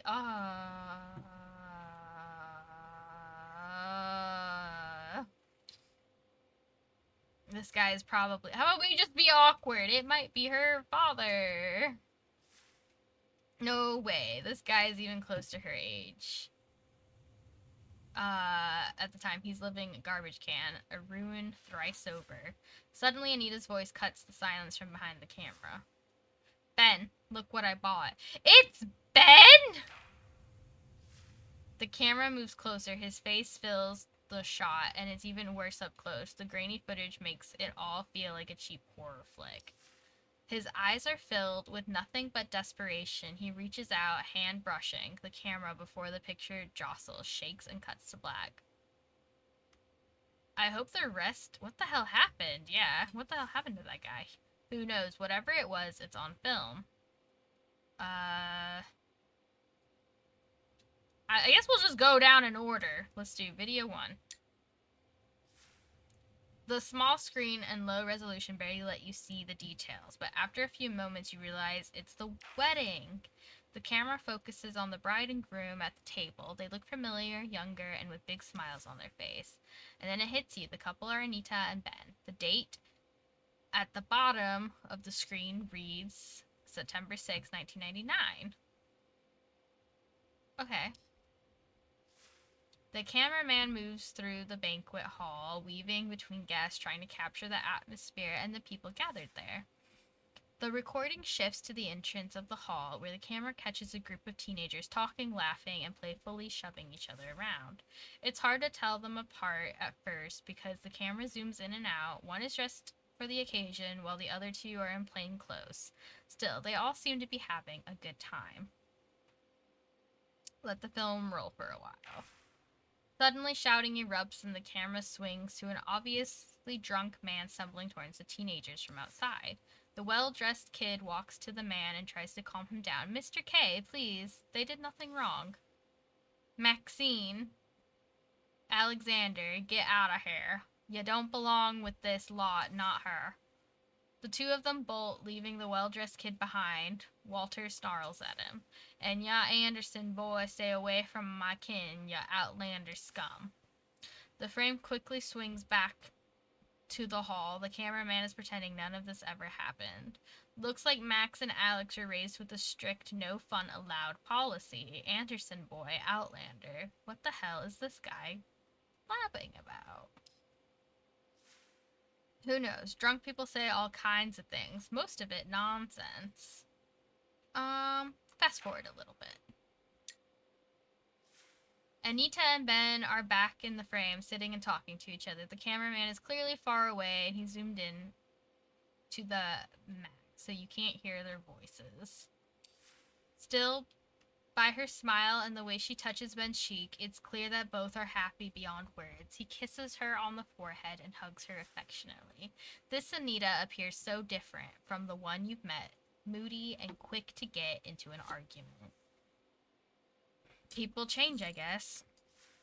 She changed so much that it's nearly impossible to grasp who she was or who she is now. Okay, next video 2. An entrance to a large building appears on the screen. Judging by the people's uniforms and ambulances, the cameraman is in front of a hospital. Here we are, almost there. A voice is heard, rasped and excited, and also out of breath. The date corner reads April 9th of 2007. The camera swivels to source of the voice at first. You can't recognize the man standing there, but then it dawns on you. It's Ben. Not the Ben you saw before. This is a man reborn. Older, yes, but in that rare kind of way where the time has treated him kindly. His cheeks are plump with flush of health, tinged with a rosy hue. The despair that once clung to his eyes like tar is gone, replaced by what? Hope? Happiness? A wide smile spreads across his face, revealing teeth that gleam, a man with something to smile about, as if he's just won the lottery or been given a second chance at life.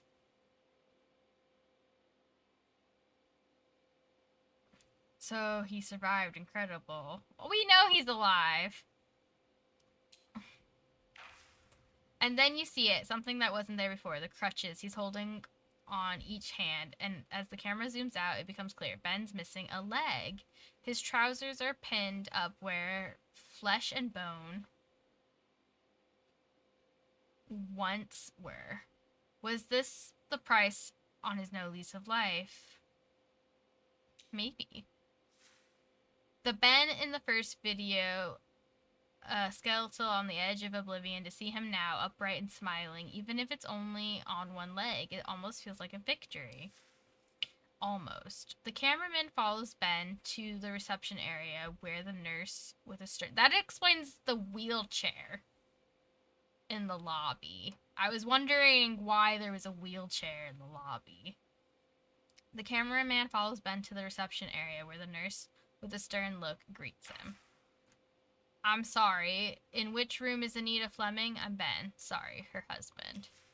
His voice is shaky and happy.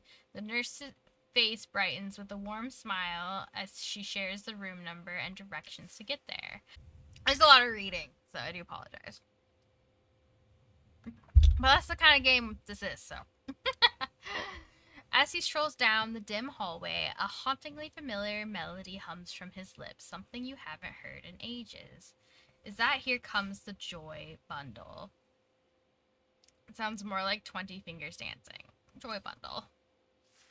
Either way, it's unmistakably a children's tune. They arrive in front of the room. Ben opens the door, and there she is, Anita, cradling a newborn in her arms. Robin, here's Daddy. Come meet your daughter properly, Dad. This must be Robin. Up close, her tiny face resembles a wrinkled mask, puffed up like a little balloon. She's crying with all the might her new lungs can muster. She is adorable, they both are. Robin looks like a tiny monster from a children's movie. We'll say she's adorable. Joy radiates from Anita's tired eyes, a weariness that has nothing to do with the burdens of before. Okay, video 4. The recording is grainy and the picture jumps up and down as if the same fragment of tape has been overwritten countless times. Anita and Ben are somewhere on vacation. Towering pine trees and blankets of snow abruptly give way to sun-soaked beaches and the murmur of the sea. The dates blur and shift rapidly, the only certainty that it spans the years between 2002 and 2006. They really did see the world, didn't they? The motel must have been thriving to have afforded them such expenses, especially before Robin was born. View the clip, video 7. The recording flickers to life, showing in a parking lot in front of the motel. Anita and Ben stand among a number of people. The date reads October 17th, 2000. To the right of the couple is a woman in her 30s with a teenage boy and a small girl beside her. She's smiling, holding the girl's hand. I've never seen that woman before. That's the Anderson boy from the wedding. The crowd chants, speech, speech, speech, and the camera focuses on Ben, waving at everyone. Thank you all for joining us in the greatest of all moments. Your support has been truly important to us all. Special thanks to you, Barb. I owe you much more support. Dancing dinos! Special thanks to you, Barb. I owe you much more than support. You, along with Frank and Riley, will always be like family to me. The cameraman zooms in on the woman with the teenager and the girl. She's smiling, but there's a hint of sadness in her eyes. The boy looks obviously embarrassed while the girl hugs her mom closely. So that's Frank and his mom and Riley. Wow. And their last name is Anderson. This tape seems full of surprises. You wonder what you'll see and hear by its end. Continue watching. Ben turns to Anita. She holds him under his arms, and they walk to the entrance of the reception area draped in red tape. She pulls scissors from her handbag and cuts the ribbon while holding it with her other hand. The cameraman yells, "Now!" The crowd erupts, shouting, "The motel is now open!" Clapping fills the air. Some even clap their hands over their heads. Confetti flies around, Anita and Ben, the wind catching it and scattering it everywhere. It's like colorful snow made of pure happiness. This is nice. I'm glad I saw it. If only they knew what the future would bring. Why is my life so empty of these moments? Oh! That's such a sad thing to read. We'll try to be positive. This is nice. I'm glad I saw it. Sometimes moments like this bring light into life. I hope that it's not so terrible out there. Okay, the last video. Anita stands surrounded by a group of people. Ben is nowhere in sight. No familiar faces here. The ambience also looks out of Rue Valley. The date in the corner reads August 26th, 2nd, 1998. Is this the celebration of her divorce from Ben? Looks like a graduation ceremony. It might be. This doesn't look like an ordinary school, though. One of the people you've never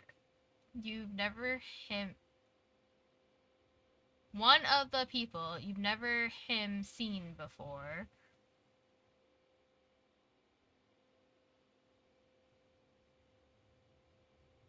I'm going to assume this might be a typo. You've never seen before, clears his throat to get everyone's attention. As silence falls, he waves to the cameraman. The recording shakes as the cam guy adjusts something off screen. Suddenly a song starts playing, muffled like it's from a portable speaker.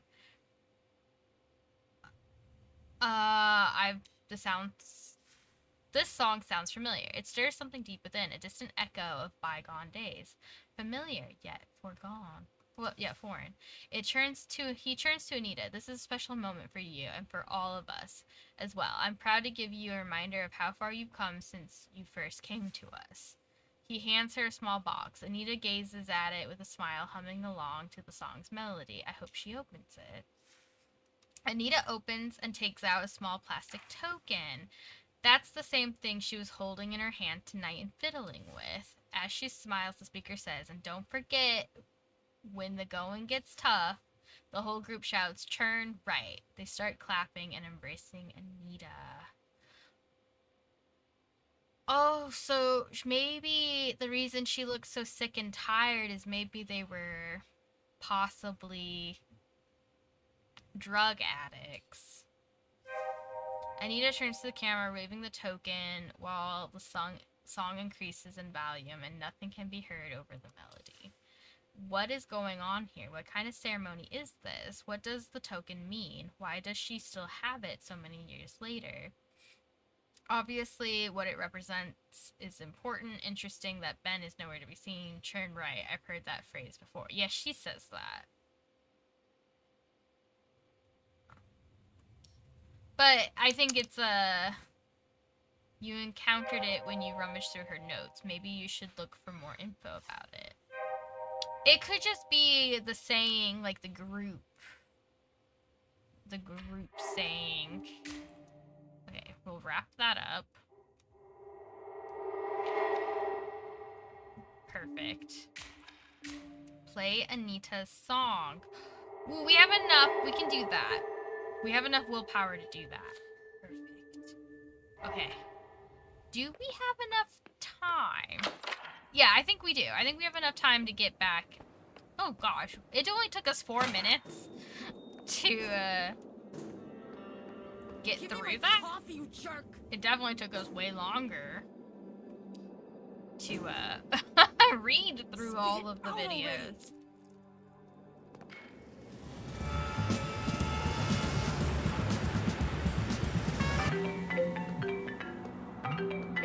Don't care. I'm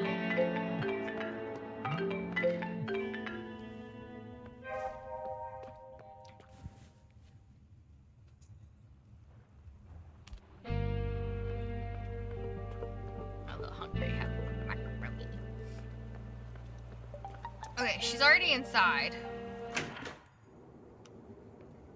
Okay, we're gonna play Anita's song. Yeah. There she is, just about to argue with Travis. Don't let that happen. Play the song!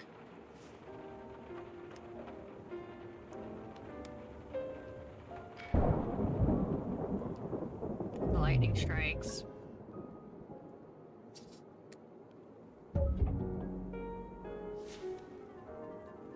Okay, you place your fingers on the dusty keys. You feel silence enveloping the room. Take a deep breath. Come on, do it! You breathe in the air. Yep. Play the song. You close your eyes and let your intention lead you, and then...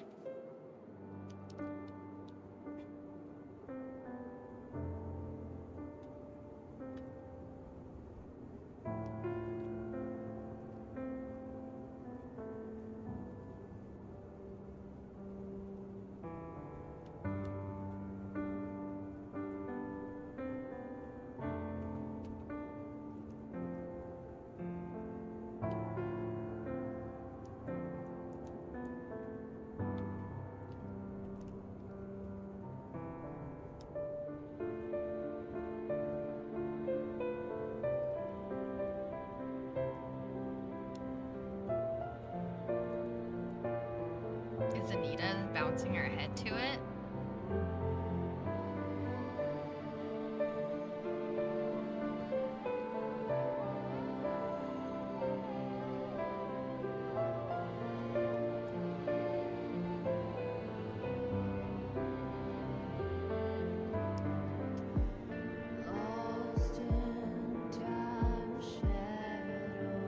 Is she singing? Where's this coming from? Okay, I'm enjoying.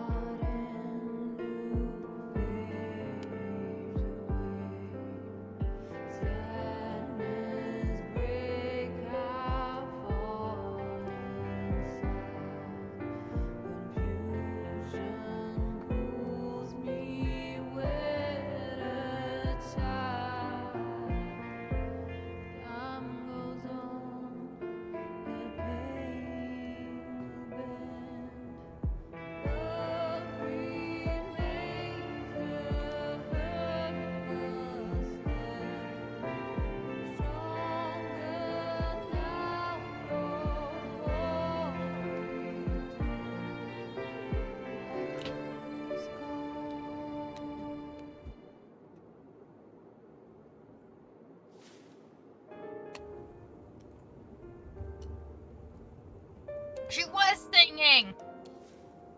There's still a lot you don't know about me. I'm gonna head to the roof. That was interesting. That was something. Do you think maybe now she'll finally talk to you? Probably not, but let's see. Go to the roof. Because that probably was a little traumatizing to bring up. Just a man coming in that she's never seen before, drenched, playing a song. The sharp edge of her usual anger is gone, replaced by trembling shoulders that shake without rhythm, like a clock wound too tight. Approach her.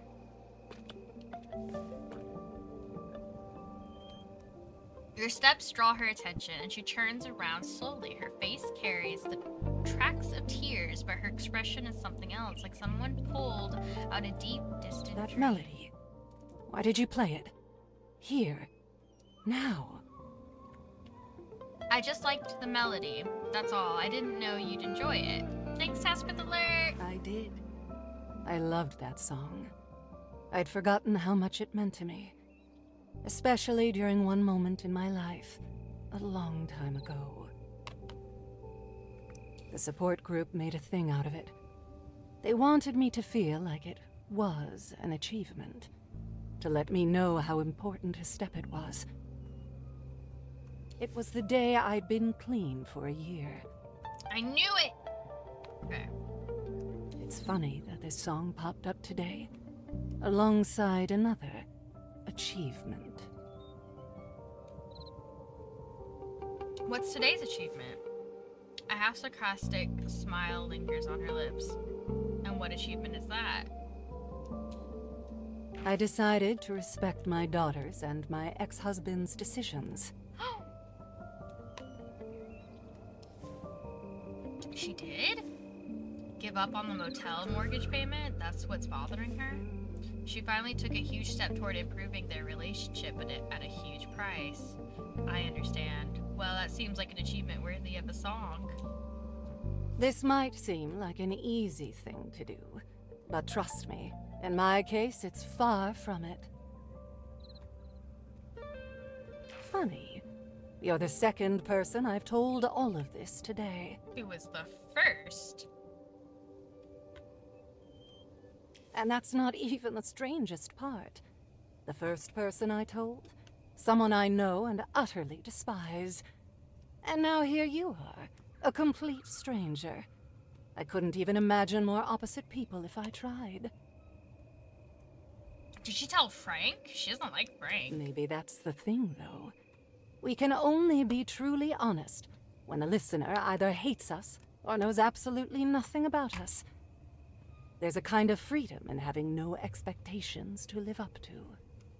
Damn, isn't that the fucking truth? It is so much easier to tell someone that you know doesn't like you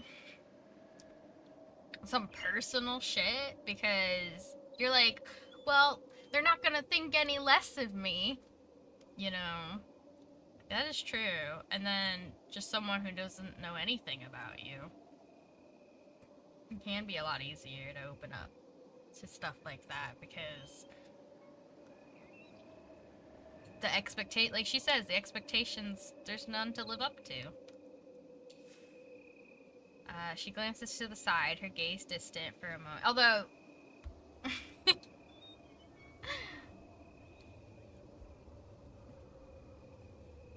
hi, Steve. But in reality is, yeah.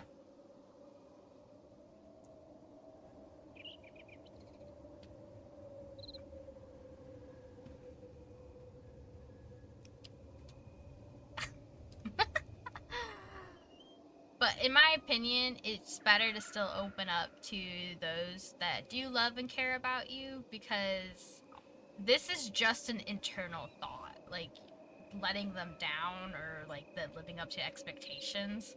Your loved ones don't have these, or people who genuinely love you will want to hear and listen to you. So this is just an internal conflict here, and that's not reality. Like, she should be able to tell her partner Travis these feelings and thoughts, and it should be okay. But I understand where she's coming from. It is a lot easier to, at least from maybe her perspective, where she's a lot guarded, it's easier to open up to someone who hates her and is a stranger. She glances to the side, her gaze distant for a moment, as if some thought finally clicked into place. Then as quickly as it came, it's gone. She turns back to you, smiling. Thank you for the song and your ear. You're welcome. I think I'll stay here for a while. A small token appears out of nowhere and starts flipping freely through her fingers. Cute. Ah! That was a cute moment. I think it makes Anita not this shallow Still villain. with me, Mr. Harrow? Yes, and I have a question. Let's see. Can we talk about Coral Destiny? His eyebrows lurch upward in an already too familiar gesture. The doctor must be confused by your sudden interest in the corporation, or is unwittingly expressing his discomfort. Of course we can, Mr. Harrow, though it took me by surprise. Your interest in is perfectly natural and understandable, seeing as their star base one is right here in Rue Valley. As part of my full disclosure policy, I have to tell you I've worked there for a number of years, but can't talk much about my work or my time there, courtesy of a folder full of NDAs I had to sign. So, with that limitation established, what do you want to know? So what can you tell me about your work there? Mainly, I conducted research on how to combat isolation during prolonged space flights and how to handle stress caused by communal living in restricted quarters. Still, there was some practical work as well, sessions and consultations. Oh my gosh. With the astronauts and the science staff, and that's the extent of what I can share with you. How far away from here is the starbase? About an hour or so away if you're a particular fast driver. Hour and a half if you take the company's shuttle. What exactly are they working on there? Oh, many different things. From new rocket oh my god, words come to me. Okay, new rocket propulsion systems to water shielding and decontamination, regenerative agriculture, and soil enrichment effects of limited living space. Okay. But this is all publicly available information. I can't tell you anything that you couldn't have found yourself, you see. Any other questions? The incident. Let's talk about our dream. Dr. Fink, I've come to realize that I have a pattern of ignoring problems until they become critical. He nods, clearly satisfied. I appreciate you opening up about this, Mr. Harrow. How long would you say this pattern has been governing your actions?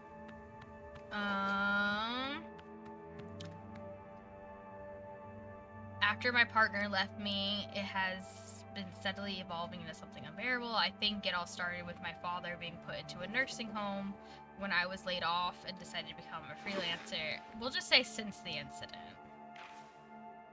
Huh, but wouldn't you say this pattern accumulated in the incident, not the other way around? Well, yeah, but it wasn't for the incident. I would never realize the pattern exists. A fair point. Sometimes we cannot see the water we are swimming in until it boils over. But now that you're acknowledging it, we can work together to understand it better and find ways to better address the problems you're experiencing. Now, discovering the mechanism is the first and crucial step toward overcoming it. It's a significant milestone, but on its own, it's merely connection, which is not enough for us to overcome it.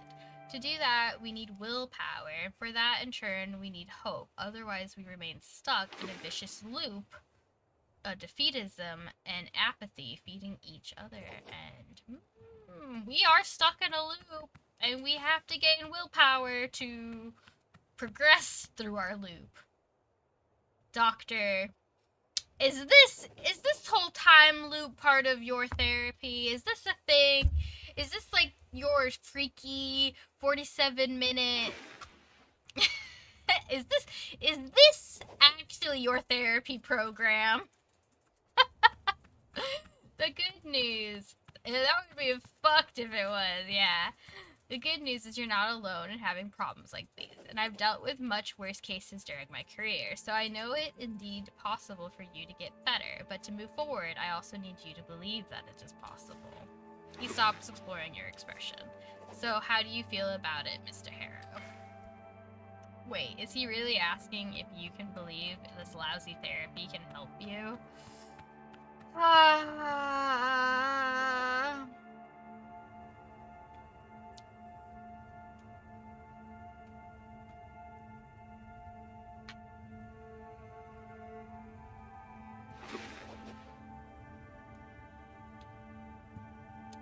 Well, we'll do guilt-ridden.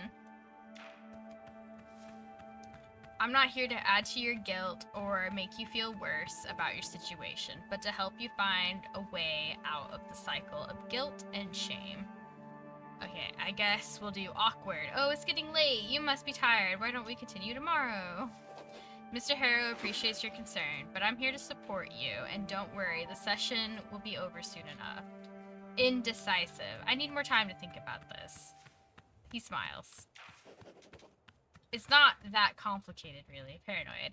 Hope won't help. The whole world is against me, trying to push my stress levels higher and higher. Sometimes it feels as if the world is conspiring against us. His voice is very calm. That's precisely why I'm here, to help you navigate through these irrational fears. Alright, yes, I believe it's possible for me to get better.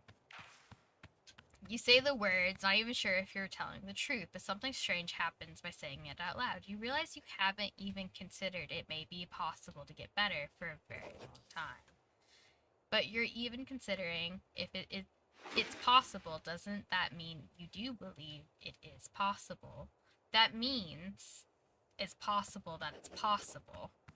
There may be a 1 in a million chance I'll get better. I hope it is. That means it's possible that it's possible.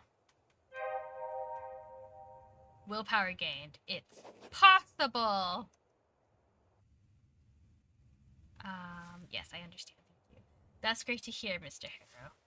Change won't happen overnight, but with determination and hope, you can make progress. As we continue our session, we'll work on replacing that reflex to hide and ignore things with a new one, to stop and to look clearly at what you've been carrying. Your willingness to address these issues is a significant step towards personal growth and well-being. He glances at the clock as Alright, always. That's it for today. You should go and check in at the office. Your room is probably ready by now. Okay.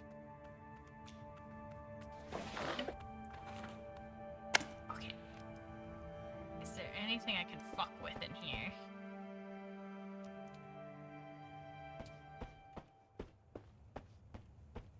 The exit is behind you.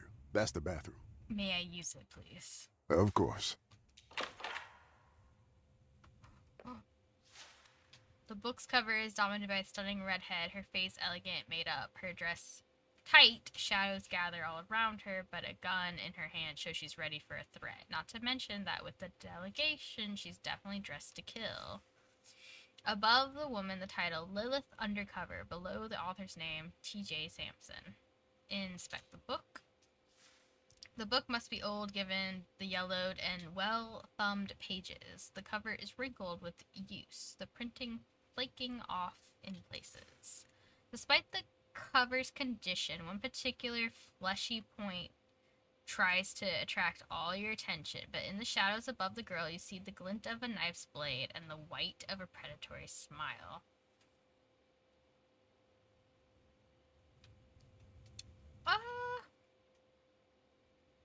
Let's just take the book. Yeah.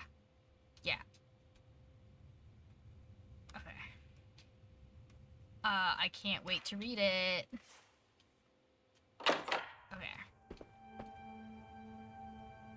Goodbye! I stole your book. We'll have it back tomorrow, I promise.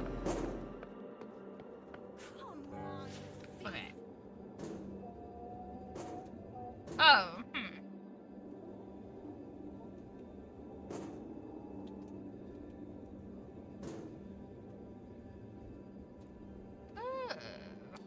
so it's another way to kill time, okay. So I guess I didn't really need to. Okay. Half-assed attempts. Can we... Okay. Your attempts to enter Frank's room failed, and the failure makes it harder to try again. But it's not impossible. Okay, we did... Well, okay, let's wrap up Anita's song, because we did do that. Okay, so all of this is done. Let's see. We don't really need to call him. We don't need to really do anything with her. We haven't talked to this guy, because I don't really know if we need to. Let's see. Riley, is there anything we can do? No. The vending machine is kind of it. Okay.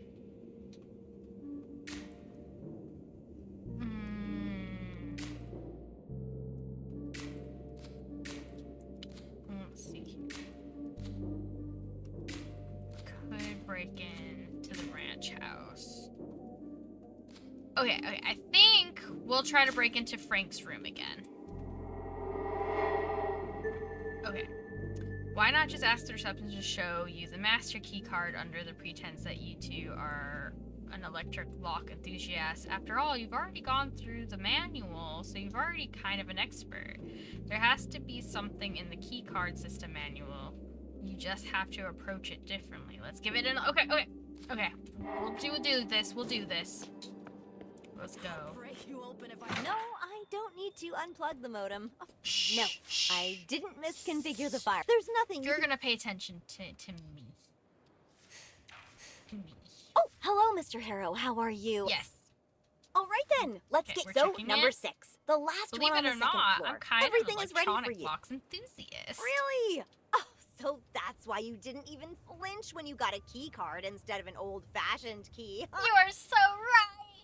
As a fellow electro-lock connoisseur, you can probably guess why we ditched the old locks. As if we need a reason. So, you probably already saw what we have on Dr. Fink's store. What do you think? Looks like you're using Security Lock 2.0. I gotta say, the access card V6 sleek aluminum design is much more professional looking than the V5 that you're using.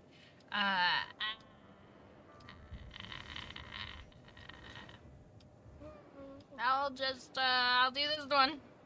True, no doubt. But I've read that the aluminum-like material they are using is prone to micro-scratching when exposed to dust particles, and we've got plenty of dust around here. So, we went with the good old plastic. She still seems a bit surprised that you actually know what you're talking about. Her eyebrows lift, and there's a hint of curiosity. I guess you connected the Intruder Alert Pro to the local police office, right? I tried, but Deputy Sheriff Cody is a bit slow with technology, so I'm not sure it's hooked up correctly. Luckily, we haven't had any real emergencies that needed him yet. Good, so we won't get in trouble for breaking in. We'll do this one. Oh, don't get me started. Every so often, I've got to go around cleaning them with an alcohol solution because there's always that one guest who presses their finger on it instead of their card. Ugh, that's so annoying. So I guess you don't use strobe lights here often. Nope, no risk of sensor override here. The power grid looks pretty outdated around here. You sure it's set up to the QMS 1100 standard? Oh, definitely. It might look a bit worn, but it's all certified. This is so annoying. Alright, here's one for a true electro lock connoisseur. What version of the Master Key card are you using? I'm not sure, honestly. Didn't even know there were different versions. It's probably just the default one that came with the locks. I didn't see anything about it in the manual. Any idea how to check? Sure, just show me the key card and I can tell you. Alright, let me grab it. You fool! You fell for my classic blunder. Oh, it's not here. Why is it not here? Oh, well, it looks like I kinda lost the master key card somewhere. You bitch!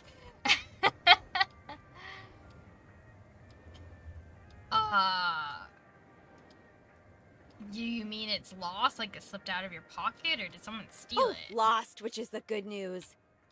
I think the last time I used it was to unlock your room before your session when I brought in your suitcase. And since you still haven't checked in, I'll use your key card to get inside and find the master key card. That's great. Oh, no, wait! I did visit Mr. Burns' room after that. I'll just go and ask him if the master key card is there. Be right back, Mr. Harrow. I'm back with the master key card. It was right there on Mr. Burns' nightstand. Okay, now are you gonna tell me everything about the different versions of the master key card and which one this is? Fine, let's get into it. God damn it. 5 hours of mind numbing talking about the goddamn locks. You know what? We'll check who's calling. We'll answer the phone. Hello, sir. Am I speaking with Eugene Harrow? Yes, I am Eugene Harrow. What can I do for you? Well, Mr. Harrow, the real question. My name is Percy Rugger, and I'm a senior sales executive at Ulterior Paralegal Exploits Consultancy. We'd like to offer our help regarding your case. I have a question first, if I may. But of course, Mr. Harrow. I'm here to answer any questions you might have. At your service, as they say. What can you tell me about Coral Destiny? Coral Destiny? Mr. Harrow! I'm pleased and excited about your unexpected questions on this subject. They train our brains to always be alert. Like a meerkat. Now, where to start? A corporation dedicated to the study, exploration, and colonization of space, starting with Mars, saving humanity, billions of dollars in value, eccentric owner, that type of thing. An eccentric owner can mean many great things. You must have led a very secluded and/or busy life if you don't know anything about Elise Watson, Mr. Harrow. Who's Elise Watson? This line is far from secure, so I'll just say that privatizing big state-owned businesses runs in the Watson family. Gotcha. Unlike her dear father, Miss Watson rarely appears in public. But when she does, she always speaks in such a low voice that she's barely audible. Couple that with her plan of getting humanity a new home in this unique moment in our history, the whole our cradle but not our grave, and you get a mysterious aura of great vision and leadership. Gotcha. Now, I suggest we get back to the matter at hand. If my information is correct, you have recently been unjustly forced to participate in a treatment which, in our opinion, may have consequences not aligned with your best interests. Are you referring to my psychotherapy here in Rue Valley? Mr. Harrow, let me be frank with you. I have no idea where this true valley of yours is, but we will work together to put an end to this undue response to your, well, unique situation. I mean, we have only known each other for a couple of minutes, and I can already see what a strong-willed individual you are. You know what you want, and nothing will stop you from getting it. So I presume you're ready for the next step in our cooperation? Thank you, but I'm not interested in your services. Of course. I'll assume you have nothing against my calling again later, just to make sure you haven't changed your mind. I'll write that down here. Eugene, Mr. Harrow, it was a pleasure. Talk to you soon. Tschüss. Tschüss. Before you have a chance to say anything, okay. Now. Okay. Blah, blah, blah. So we could maybe. Are you ready to check in now, Mr. Harrow? What I think we could do, which I'm going to kill some time by reading this book until the loop ends. Continue. Oh my gosh. Oh my gosh. I'm not reading all of this. We'll just I'm just hoping it gives us something.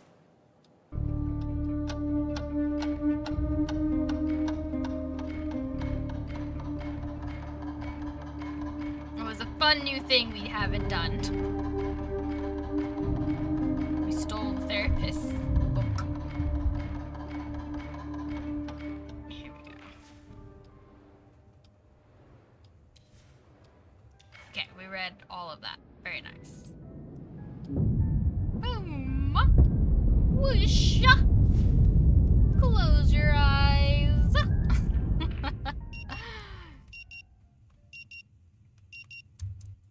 Do you think we could, be like, Still with me, Mr. Harrow? talk to him about the book? No, I don't really care. Mr. Harrow, please. At least not right now. Okay, Riley, you gotta chill. We're gonna go upstairs.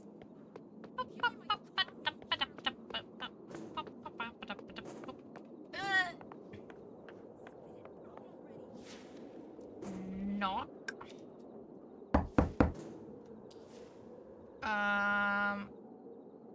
Enter Frank's room. The receptionist sent me to retrieve the master key card she left behind. Oh, right. Honestly, I'm in the middle of something and didn't see a thing. Let's see. He stops in the middle of the room, not sure where to start the search. She said it's likely in the bathroom. No, it was on the nightstand. Yeah. Sure, let me take a look. Continue. I don't see anything. Hold on, here it is. Right on the nightstand. We found it together. As he nears the door, happiness turning to doubt. Oh. How do I know you'll actually give this back to her? Why wouldn't I bring it to her? Is there a reason? Oh, please. How would I know it's in your room if she didn't tell me? That makes sense. Although you could have overheard her complain about losing. His eyes narrow as if recalling something. All right, I've got much more important things to worry about. Here's the key card, but I'll be checking with her later. Thanks. Okay.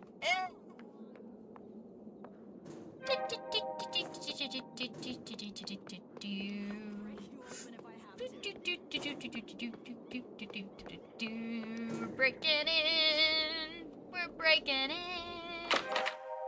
Oh my. It is messy up in here. A stack of popular authors' books on flying, space travel, and life beyond Earth. Skim through it. The book is worn and seized as if someone's read and reread it countless times. Look for a most recent incident. The last one listed is from 2014, an airplane that vanished into thin air and was never found. You remember it well. You even wrote an article about it. A milk jug? A motel room is no place for something like this, especially when it's occupied by someone unstable. Looks like Frank dropped something here, a phone to be exact. Whoa. Sorry, Frank. Take the phone. Okay, more books. It's a popular science magazine, and this issue is dedicated entirely to space travel. So he's really into space stuff.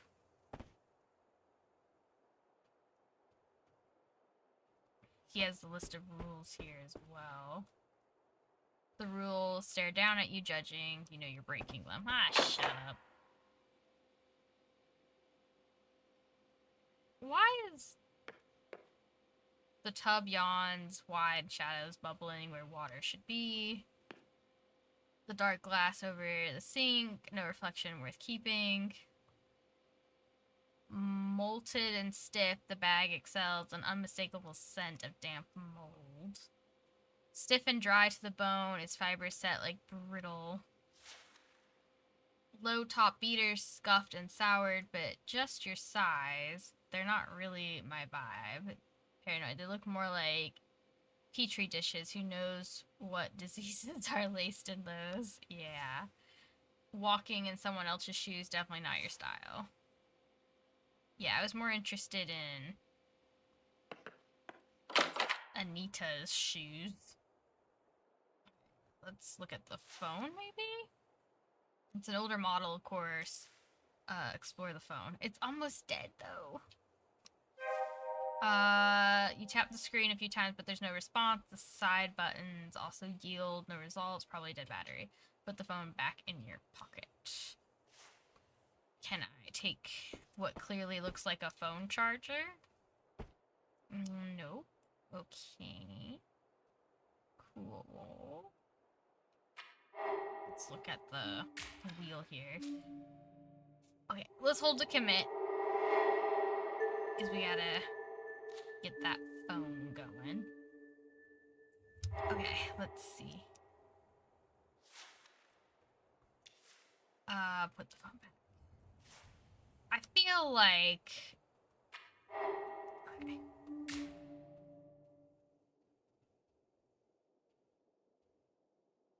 Okay. Let's keep searching the room, just in case. Hover over every little thingy. Oh. A worn-out plastic folder sits neatly on the table, packed with papers held together by a large rubber band. The front of the folder shows a picture of a huge pocket with a group of people in red jumpsuits above it. Coral Destiny logo stands out in full color, along with the same small print at the bottom of the page. These guys again.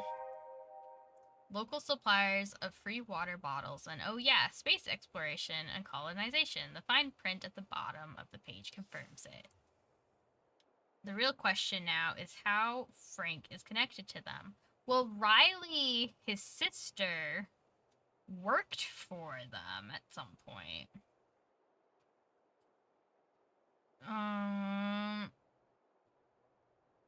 They've got a facility here. Chances are all locals are tied up with them somehow. It's probably really important. Yeah.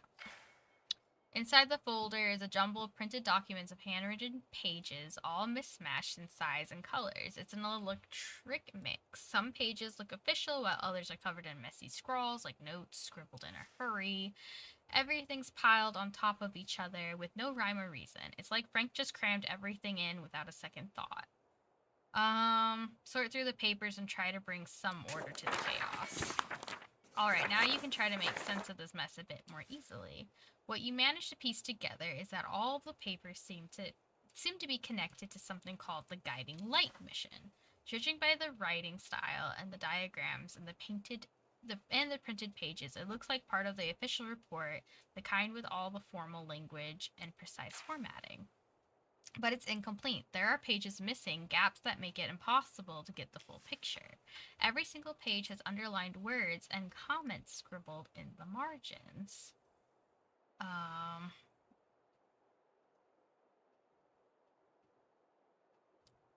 Guiding Light mission, that sounds like a top secret project. It's more than that. It's a question of why would Frank's files relate to a top secret project. The handwritten notes, on the other hand, look like a personal reflection referencing the report. On the page in particular stands out at the top in large bold letters, the word liars is scrawled. Take a deep dive into the printed pages. A lot of this is technical mumbo jumbo, procedures and crew was supposed to follow during the mission. The comments in the margins are mostly explanations or clarifications, as if Frank was trying to make sense of the technical jargon on his own, and get the impression he was determined, almost desperate to figure it all out himself. Turns out he's not just a careless driver after all, there's actually a brain behind it. You never imagined Frank would be capable of diving deep into something like this. Examine the note titled Liars. Turning to the page, you find a printed section of the report. It looks like part of the conclusion, but it's covered in frantic handwriting. The word accident is heavily underlined and repeated over and over. This report triggered him, all right. Why am I not surprised they lied about the accident? Hold on, Frank's calling them liars, but at the same time, he's been exhibiting some erratic behavior lately. It's hard to tell if he's onto something real or his mind is just spiraling out of control. Go through the handwritten notes. Despite your best efforts, the handwriting is nearly unreadable, a jumble of disjointed sentences. It feels more like a stream of consciousness than anything coherent. Just fragments of thoughts scroll down in a rush. Seems like he used this as a way to clear his head. What else would I expect from someone who drives like a maniac? Probably just a way to clear his head. Not that it did him much good, judging by the state of the rest of the notes. So it's all about the Guiding Light mission and the so-called accident. Interesting. It sounds like something that should ring a bell, but then again, you've written about everything under the sun except space, so it's no wonder you're out of touch on this topic. True, after a certain point, it all just starts to blur together. Maybe this is a sign that time has come to specialize in one topic, space. Paranoid, I remember everything. It doesn't ring a bell because it was hidden. We'll just do 2. Maybe, but that decision can wait. Right now, you need to dig. I didn't need a skill check. Maybe that decision can wait, but right now you need to dig deeper, find out more. The folder's a start, but it's not enough. There are too many gaps, too many unanswered questions. Okay. Ooh, backpack. To touch, it feels full of clothes and dreams and desperation equal measure. Okay, hold to wrap up. We did do that. Perfect. Now we just gotta get a charger for Frank's phone. I did, okay, so it's saying to pack one, although there is clearly a phone charger right here. Okay, let's go. Lady, I need to get to my room. Yes. Uh-huh. Oh, hello, Mr. Harrow. How are you? Are you ready to check in? Ooh, let's see what she knows about Guiding Light. It's one of those things this area is known for. Kind of. And definitely not in the best way. Why is that? If you have to ask, it means you haven't read all about it. I can spoil it for you if you're okay with that. Sure, hit it. Guiding Light is the name of a mission involving a manned starship that was supposed to make it all the way to Mars. It was set to launch, about 2 years ago? But it exploded. Except it never really left the planet. It blew up in Earth's orbit and the entire crew died. Since it launched from the facilities here, you can see why it's kind of a local thing. That's terrible. It really is. I mean, every time I hear about something like that, I can't help but think about all the people involved, their families and friends. It just affects so many lives, you know? But I suppose that's just how life is sometimes. You take the good with the bad. Okay, I'm ready to check in. All right, so number 6, the last one on the 2nd floor. Yeah. Okay. Ta-ta-ta. I guess I didn't really need to do that. All right. I thought I had to return the master key, but I guess it doesn't matter.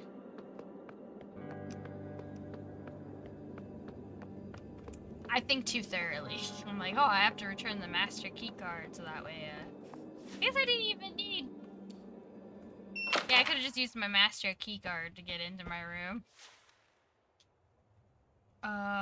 Yeah. Oh my gosh, what a sound. Unzipping the suitcase, your eyes dart over the few packed items. You really hadn't planned to stay here long. Now that's an amusing thought. The open zipper grins back.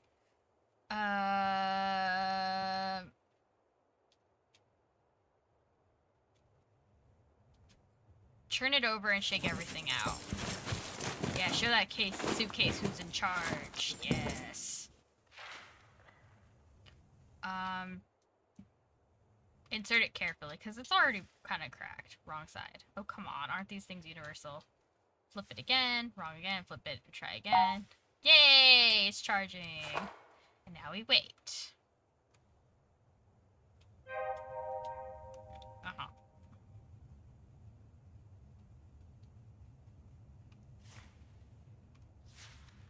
A simple key card.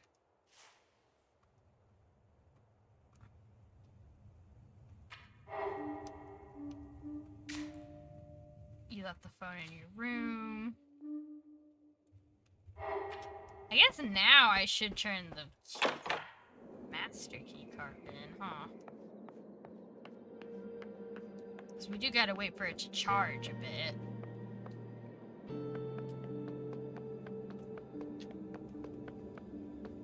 But let's see, there's something new? Oh. Yes, okay. We did get something new there.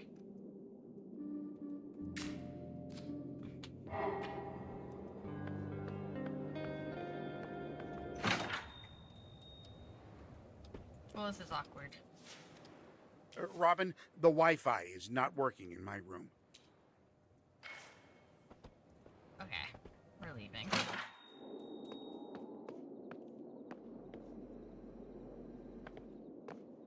No, well, yeah, you wouldn't have guessed it, but it is all about the space. You know what, maybe we can get a drink of water or a cup of coffee. That could pass some time. How about we get a cup of coffee for our buddy Eugene here. Let's make some coffee. Yeah, blow on it. Take a sip. It's bad. Bad coffee.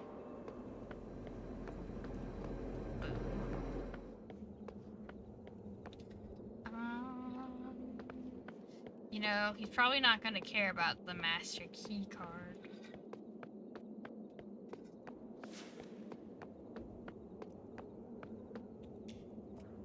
Yeah, I'm trying to think of what we could do to pass the time while we wait for the phone. Ooh. Do you think we could go...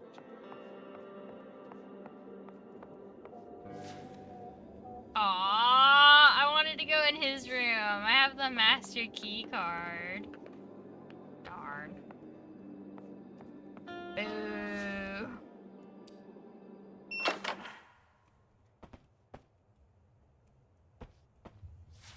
I'll put the suitcase away. I guess we'll crawl into bed.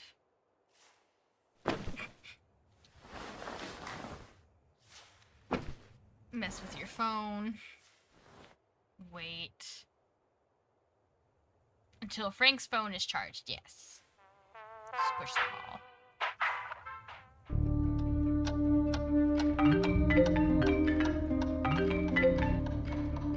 How long? You don't need to wait for it to be full charged, man.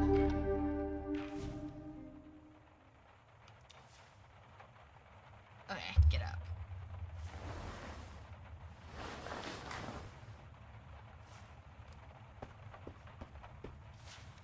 Okay. Pick it up. Oh, it only reached 25%. Are you kidding me? Yes. The edges of the phone are worn. The screen... Try 1, 2, 3, 4. A shaking animation behind the cracked skin tells you that the pin you entered is wrong. Try 6, 9, 6, 9. Another shaking. Yeah.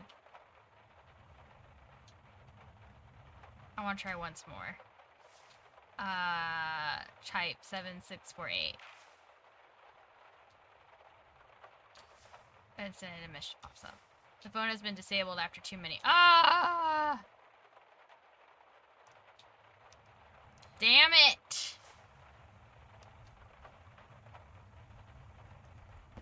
Fuck!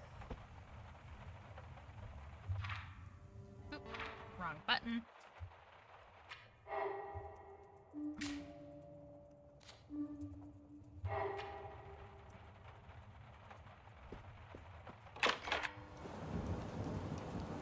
Go threaten the guy for his phone pass. The thing is, Frank is not existing. He's gone. We only saw him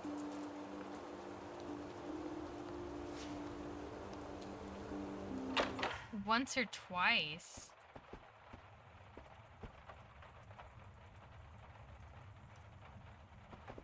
We haven't seen him since the start of the time loop. So Frank is, like, missing.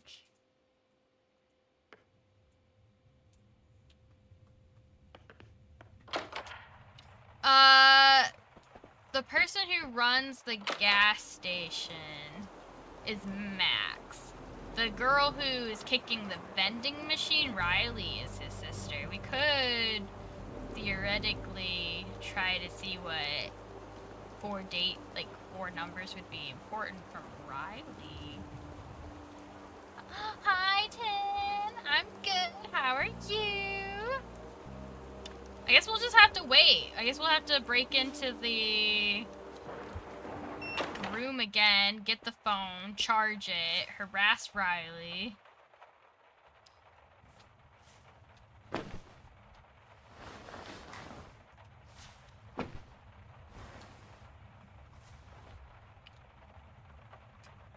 Until the loop ends.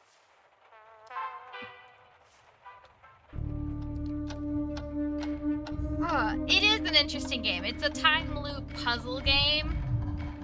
So you have to go through each loop, and you only have a 47-minute window of, well, in-game minutes. It's not real life minutes. But then this happens every time it hits 8:47. And you start back over at 8 p.m. The art style is so pretty. It came out not that long ago. Still with me, Mr. Harrow? Yes, goodbye. Mr. Harrow, please. So you start each day or each hour off at the end of your, like, therapy appointment. Wait. Still with me? Yes, sorry, but get up and leave the office. Mr. Harrow, please. Wait.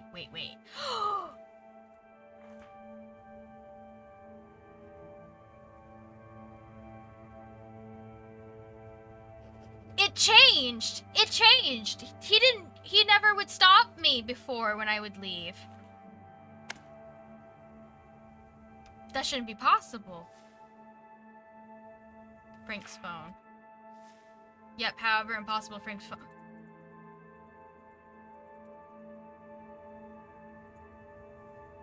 We still have Frank's phone!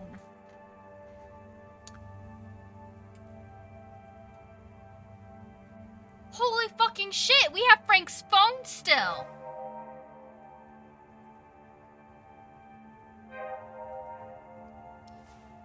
We've never kept anything before. 4. All of a sudden, everything starts feeling wrong. You feel overwhelmed, even by such an instinctive task as breathing. Mr. Harrow, you're shaking. Are you feeling unwell? Emotional check. Oh, we passed our emotional check. We're still taping to get together. Breeze come back again, shallow at first and deeper. So what if Frank's phone doesn't abide by the rules of the time loop? Because Frank doesn't abide by the rules of the time loop. This only means you've learned something new, something that might help you get the hell out of here. I'm fine, Doc. The moment I thought I left my oven on, but I realized I have a pic of it. I'm alright, Doc. I started tripping myself down a rabbit hole, but I realized it's not that important. That is excellent, Mr. Harrow. I commend your bravery for admitting you were leading yourself astray, and your mental fortitude for pulling yourself from that path once you realized where it was leading. I guess it might be Turkey Day so for some people out there, so yay! Gobble gobble! What are you looking forward to digging into? That's true.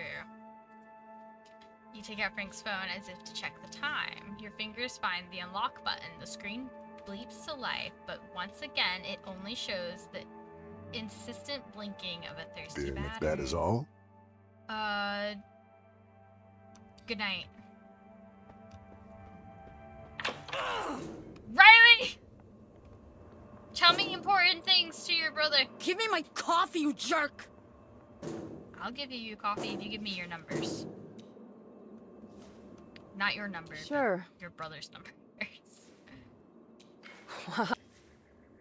Okay, we can talk about the guiding light. Do I have a tattoo on my forehead that says I worked at Coral Destiny, or is it just my energy today? You strike me as someone who knows these kind of things. Someone who knows these And what things, exactly really. gave you that impression? I don't know. Is it my pilot jacket, my sunglasses, the attitude?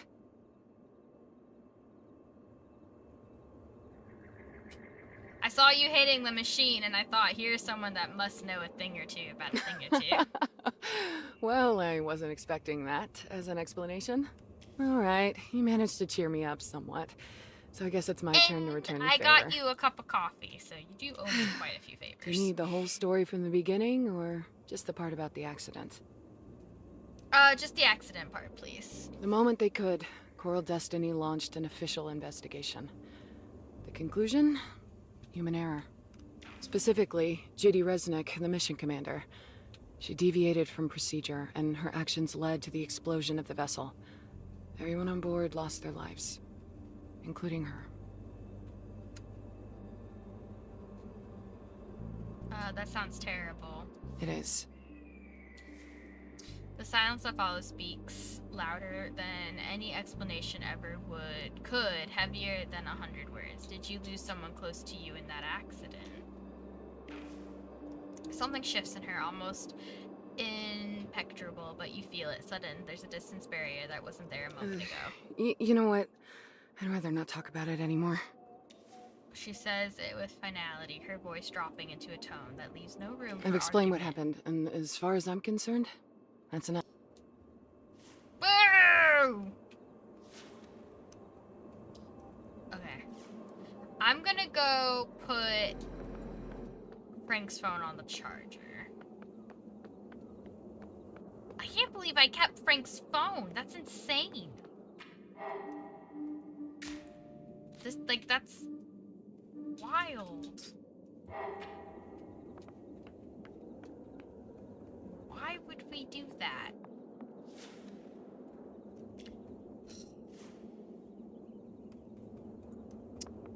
I forgot I need the key card to my room. God damn it.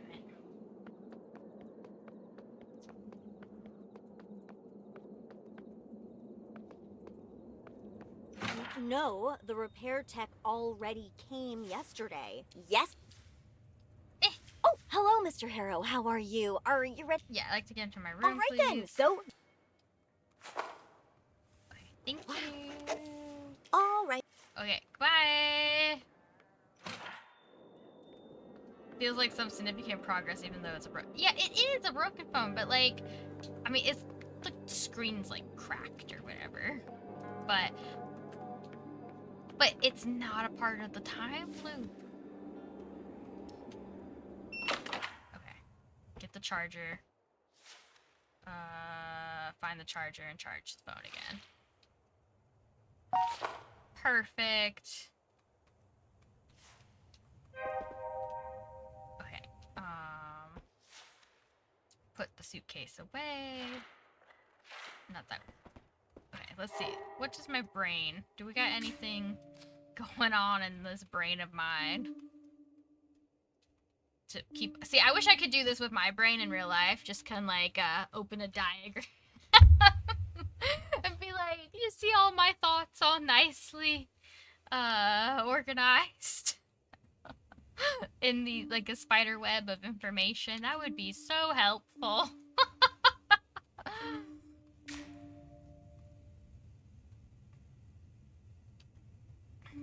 Yeah. But where would we find numbers that are important to him?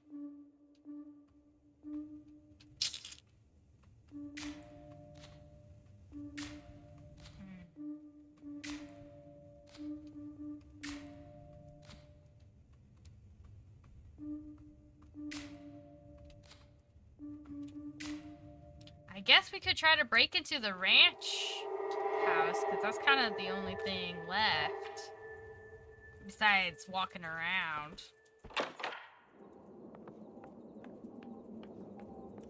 If I could find his car, that would be nice too. Okay. To the ranch. Because we also have to find a missing person. So maybe there's multiple people that are impacted by the time.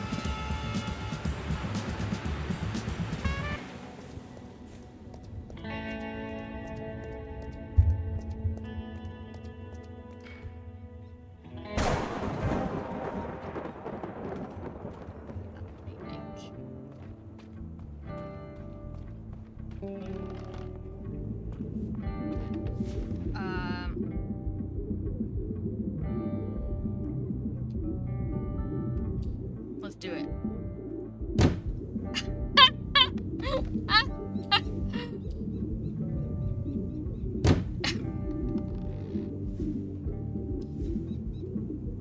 Kick the door. Bam! Attack. Kick it harder.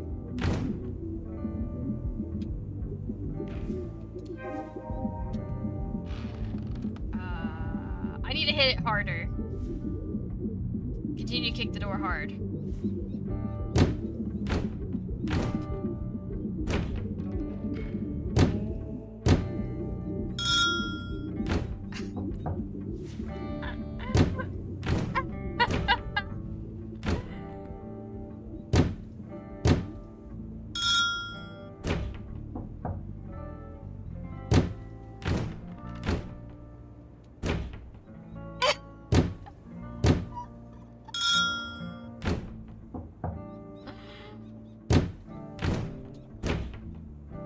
Oh my god.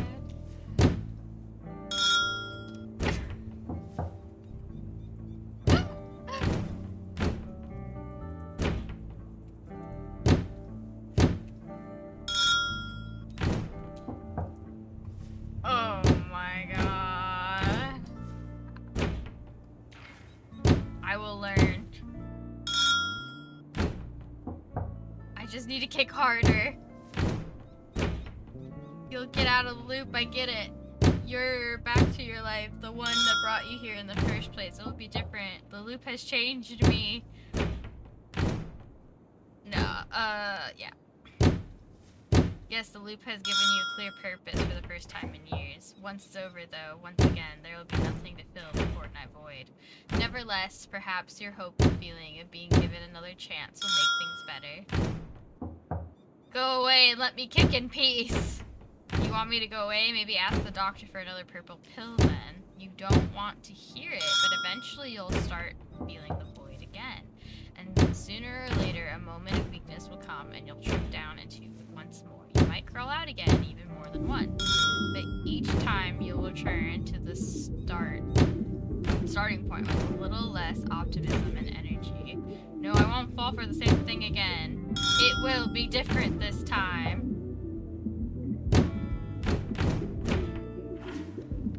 Rage surges through you like it's a tsunami. You kick the door with every ounce of strength you have, even more than you knew you possessed.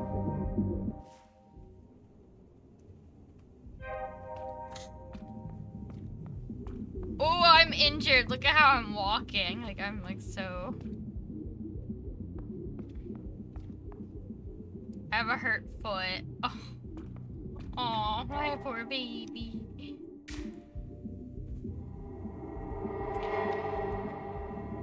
I don't have that much time left to explore, though, but,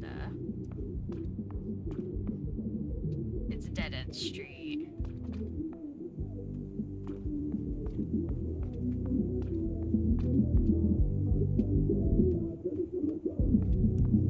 Nice music. We really don't have that much time to explore.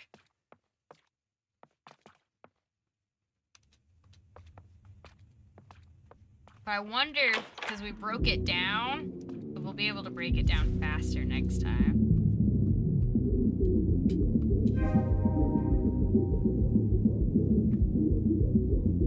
We'll just open the door, why not?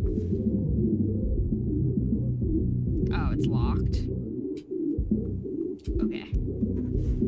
I'm not sure who's in that room, though. It must be Max's brother. Oh, is this Max's room? A booklet with a lot of text written in very small letters. You can't hear the music at all. Photo albums. Ooh, what's all these trophies? Trophies or something. Oh, okay. So there's just trophies or something. It smells of fresh sheets. A saddle, perhaps? The real thing, scared by time. Okay.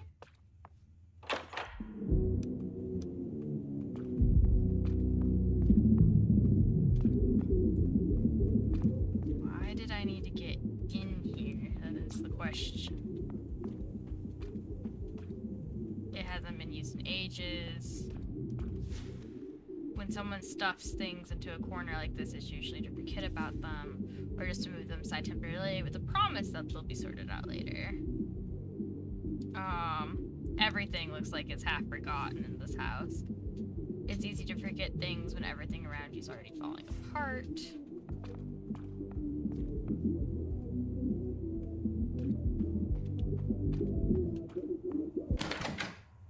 Oof. That's a lot of animal heads on the wall.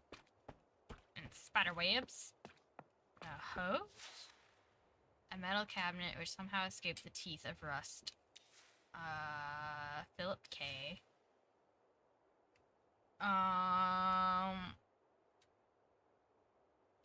Take a look at some of the documents.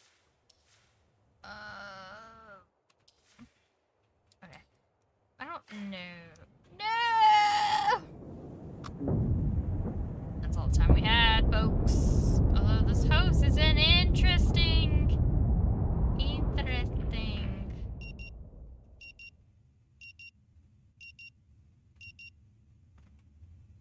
Okay. Still with me, Mr. Harrow? Yes, sorry, gotta leave. Mr. Harrow, please. Spit it out already. Okay, back in here. Of course it's urgent. Give me my key Our card. guests don't have Wi-Fi. The credit card machine. All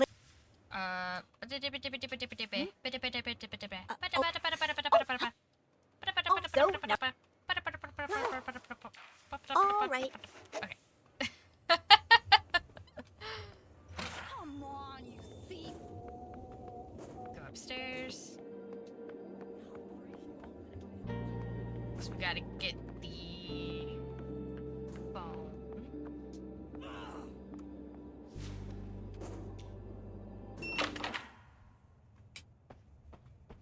Okay, what's it at? Let it charge a bit more.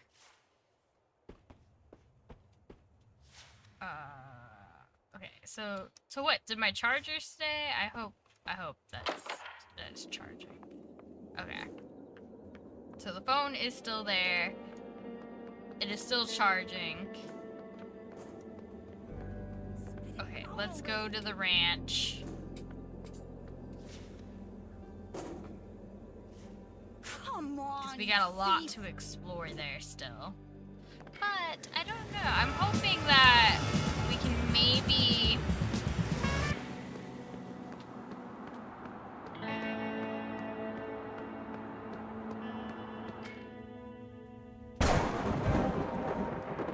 yeah, because it takes so fucking long for us to get here. Oh. We need to find a faster way of breaking in. Do it. Oh, it hurts my foot every time. Shoot. I was really hoping that it would be faster, but it takes so long. Oh my gosh, this bathroom is filthy. Okay, you know what? We're just gonna go up here and knock.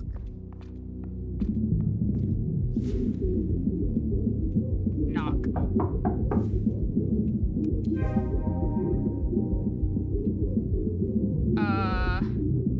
Slam your hand on the door. Soft leather that covers the highly secure door muffles the sound, which becomes lost among the loud distortions of the music. We'll just listen and wait for the song to end. Start knocking for the next song. The music stops and the next song doesn't start. Instead, you hear footsteps approaching the door. Ha! What's the password for today? It's not Pops. The password is Spurs. It's not Pops. There's only silence from the other side, followed by a jumble of clicking and unlocking sounds. Hands up!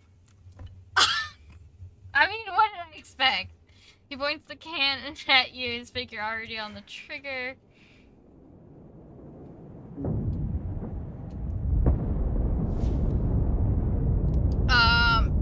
Yeah.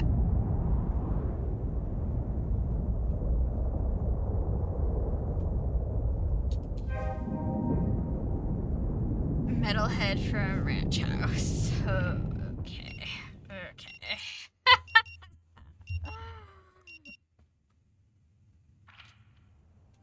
Still with me, Mr. Harrow? Okay, bye. Mr. Harrow, please. Okay. I'll break you open if I have to. Let's look at our brain. What we got going on here? Okay. Enter the K Ranch House. Faster! There must be a faster, less painful way. Yeah, that's what I was thinking. Okay, so let's try to get in there faster. K Ranch. Give me my coffee, you jerk! Give me your coffee!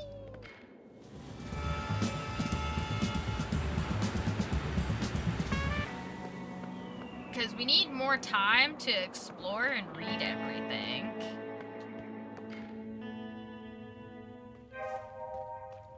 Okay.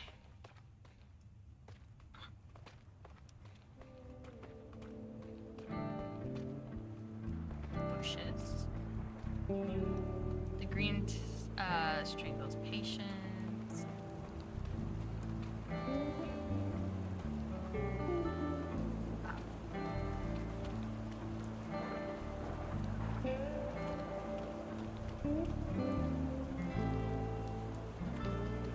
Come on, let's go, guy. Let's go, Eugene.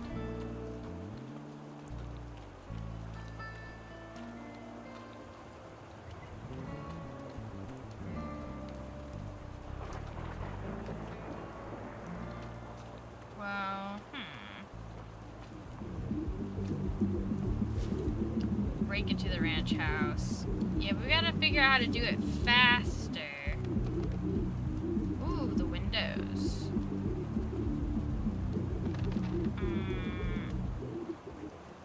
These windows?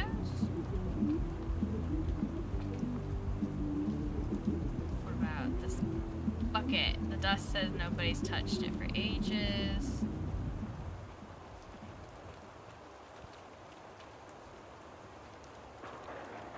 Why? What's so important about these book things? Can I climb it? The green tide creeps forward with a string. I can't click on any of these windows.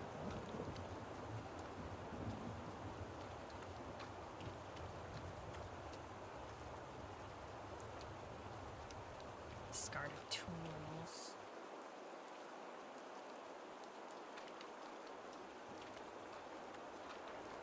Darn. Not sure.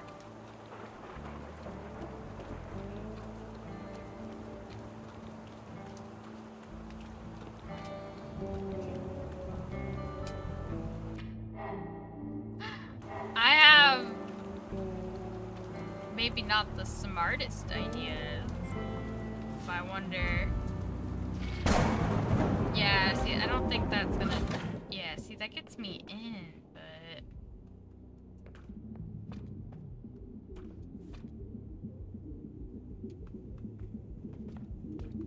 Okay, I need to check in here.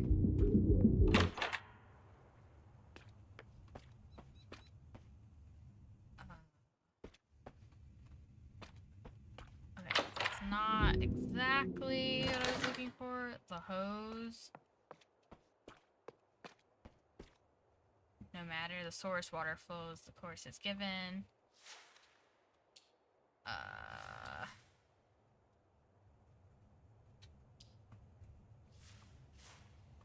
Damn it.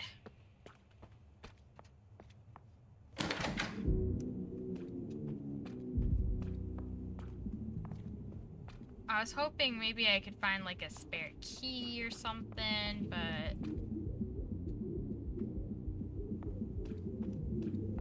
then I would have to hope that it doesn't abide the time loop.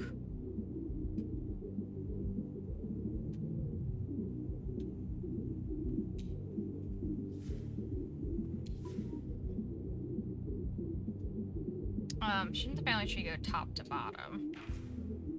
Usually, yes. Speaks volumes of Maynard's character. He wanted everyone to know he is the pillar the family stands on.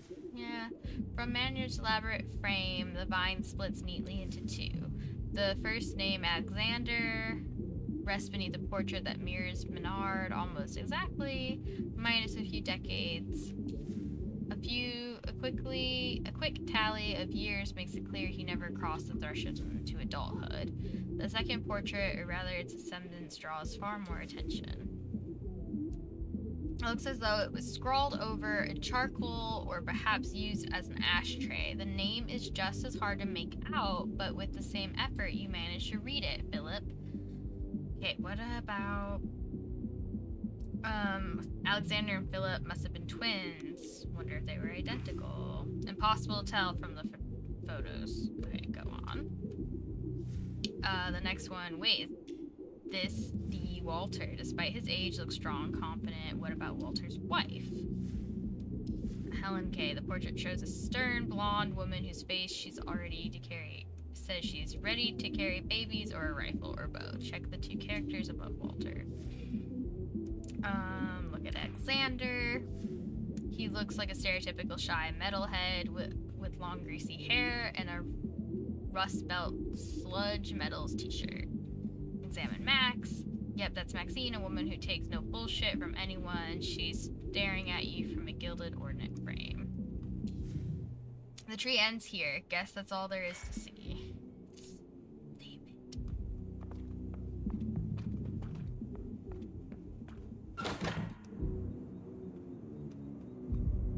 There's really nothing wrong.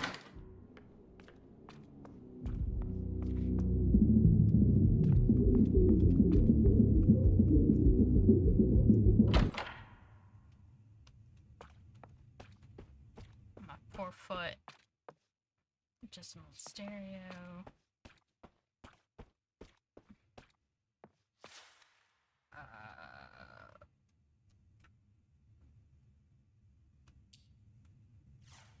She also has the same book with the red head on it. Interesting. What's in this box? Okay. To keep things in limbo.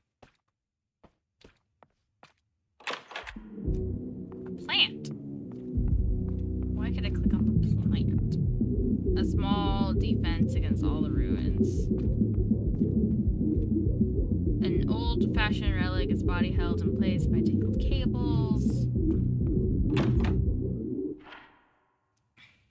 I would be scared to be up on this floor, seeing that the staircase is... one of the staircases is broken. Read the blurb. Proudly presents the 5th installment of Gorgeous Book, A Tale of Three Towns, The Impact of Economic Decline, and Anthropologic Analysis. This issue is dedicated to the troubling times of the 80s, the arrival of Apex Ore Inc., and the reaction of the local populace, from workers to former Oryx. The issue covers the formation of the infamous Grassroots Walter Group and its transformation into the short-lived yet potent Populists for Our Children's movement, and the enduring impact of both on Rue Valley, published collaboratively by Bothwood Chronicle, Grey City University, and Coral Destiny's Community Relations Center. Who even has the will to read this? 5th issue? It's a wonder they got past the first one. People of Rue Valley clearly like to read about themselves. Clearly. These tidy sheets reek of old sweat mixed with fear and desperation. Okay, how can you smell that? The tall case still gleams, but its pendulum hangs still. Okay. An urn. That's an urn right there.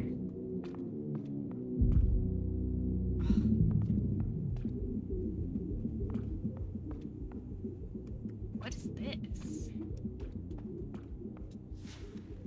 Something is covered by sheets by the look of it. It's like, it seems like a sofa or a couch, but it could be any number of things. A beast that is sleeping, a monument perhaps, a tombstone, boxes piled in the shape of a couch.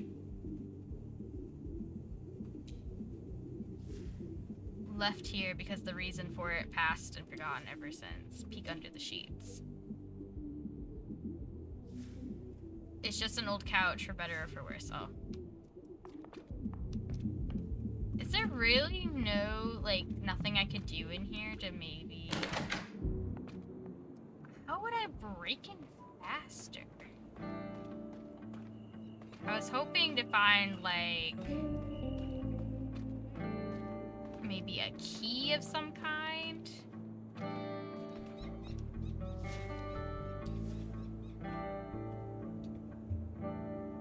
Haunted house, keep out, yeah. Abandon all hope, ye who enter.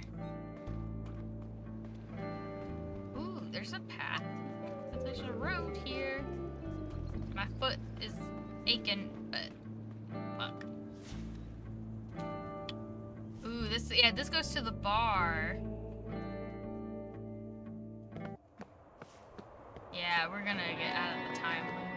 I have an idea, but I don't know if it will work. I'm thinking if it's possible. Still with me, Mr. Harrow? Yes, but I have to go. Goodbye. Mr. Harrow, please. Goodbye. Okay. Spit it out already. I want to see if I can go to the bar, get the sports car, and drive the sports car to Kay's ranch. And then perhaps drive the car into the ranch. Will it be faster? Probably not. Is it even a possible thing to do? Probably not. And it doesn't seem like I can do it anyway. Yeah. Okay. It doesn't seem like that's even an option to drive it to the ranch.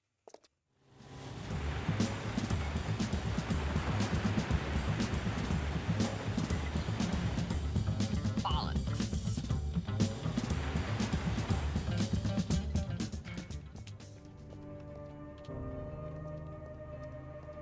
Oh.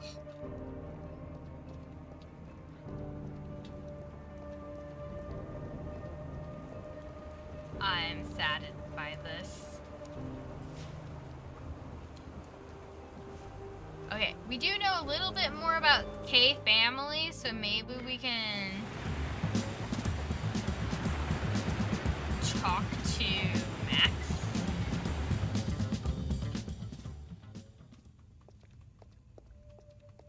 And see if... No, not like that. I'm...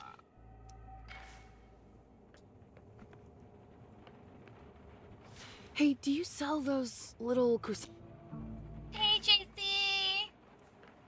JC with the Daily Brew. Ooh, a nice little orangey drink. Yummy. Here. Oh my gosh, can we please hurry up?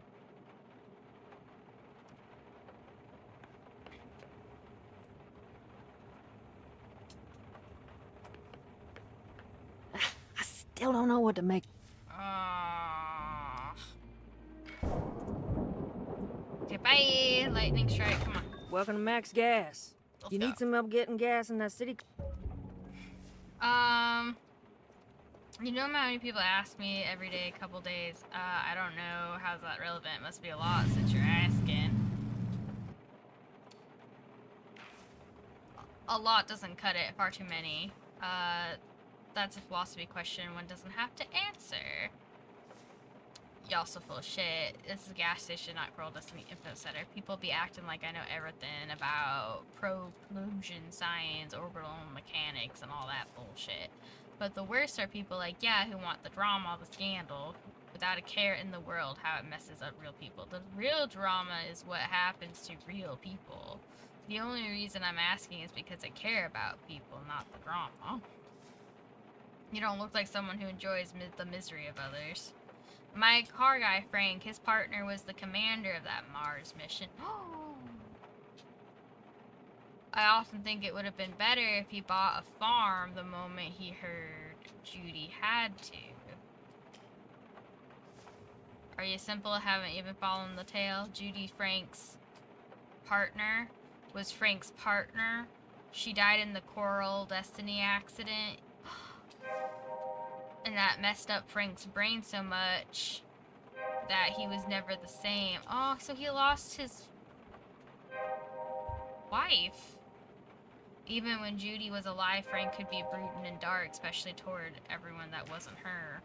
But now, like, he was walking a black hole, pardon my Coral Destiny term there, just sucking the life and joy out of everything that gets near.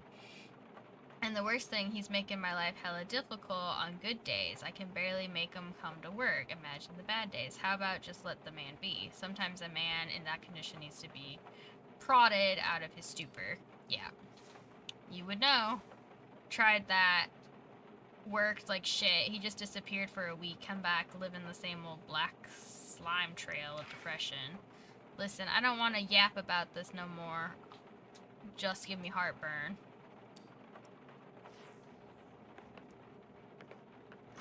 Okay, well that didn't really prove to be of any use to me.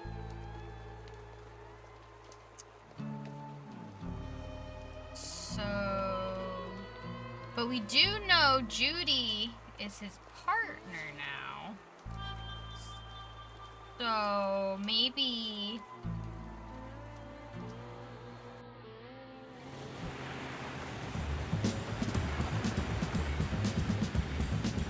I don't know if we make it. Oh, we make it! We make it!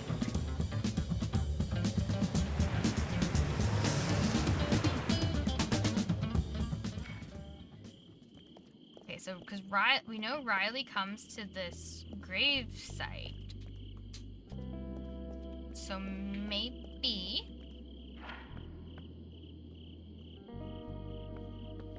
But I can't look at it.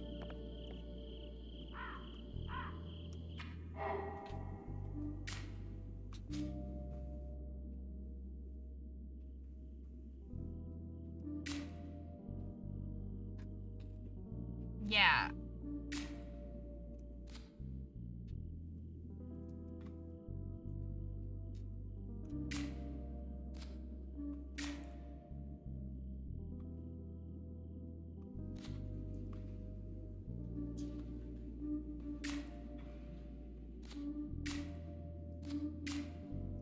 I do have to find Walter still. I don't know where fuck Walter is. But see, she's here at this stone. I'd assume this might be Judy's gravestone.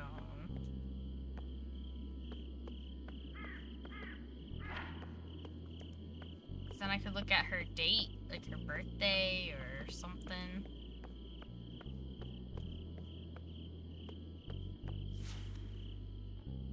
Want to salute him. You almost do, but there's a saner ways to show respect.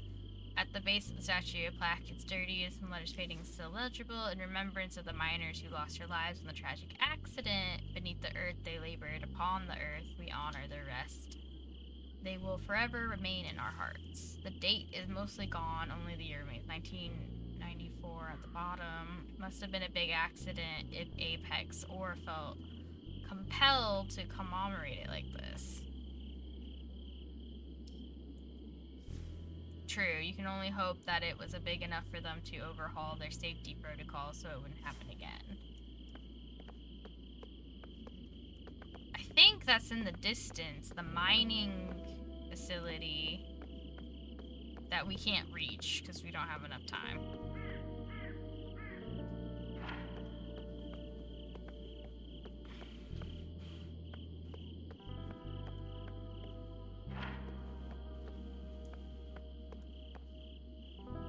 Helen K.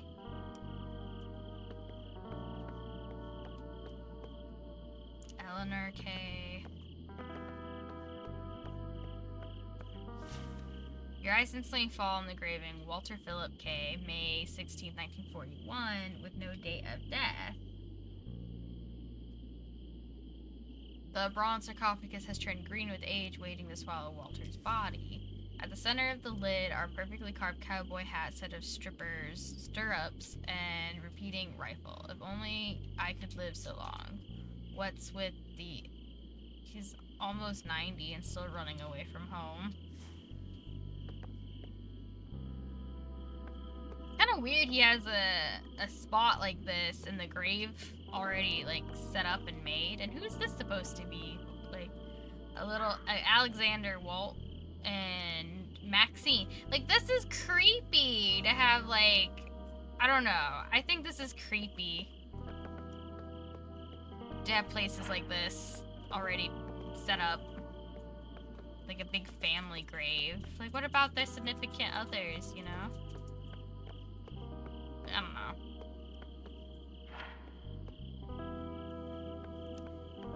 Well, like, I guess it makes sense. I just don't believe it. And I can't... This frustrates me because I feel like I'm on the right track. But who would know?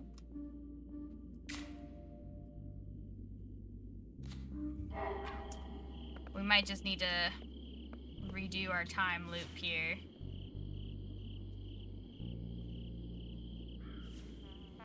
Because we only got a couple minutes left. Squish them all!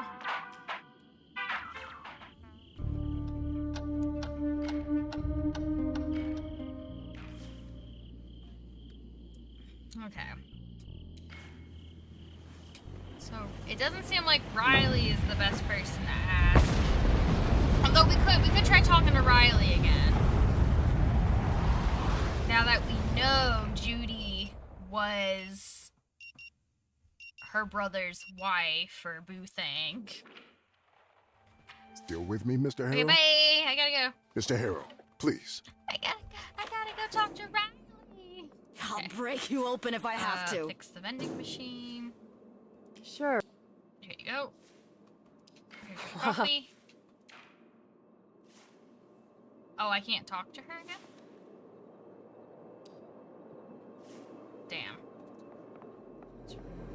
hoping she'd have more info.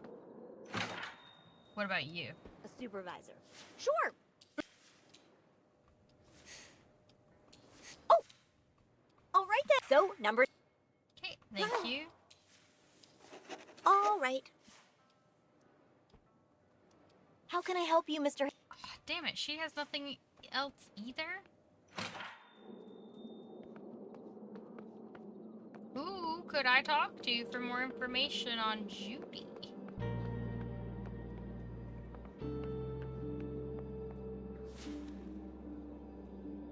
Do you know anything about Judy?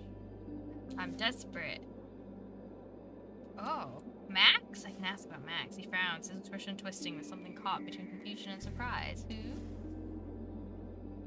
Maxine of House K, first of her name, great-granddaughter of Menard, Oliver K, heir to the K cattle empire, and prosperities of Max Gas. All right, that Maxine. Glad you are I met her acquainted. a few times during my earlier stays in Rue Valley. Max Gas is the only choice in these parts when it comes to fueling up. Hard to miss it. So, why are you asking about her exactly? I'm gathering facts for an investigation. Investigation? You a cop? No.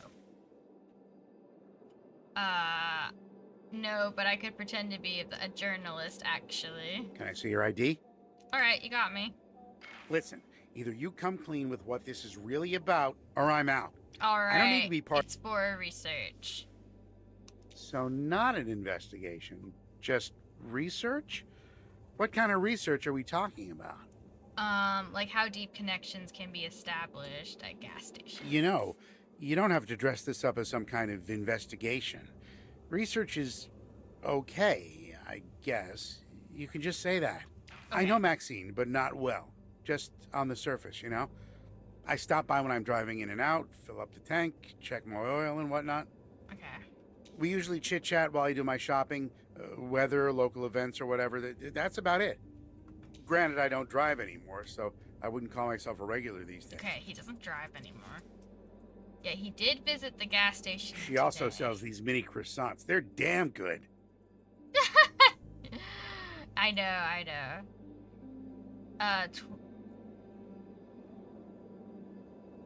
Oh, yes. The bloom cocoa. Exactly those. A guilty pleasure, They're if filled you with ask me. vodka. He deflects smoothly, the topic sliding from Maxine to croissants. Like, sleight of hand. You wonder, is it deliberate or are those pastries that good? We're strangers to each other. Blinks are inevitable. Does that answer your question? I was kind of hoping for more. Sorry, it's all I got. The receptionist sent me to retrieve that master key she left on your nightstand.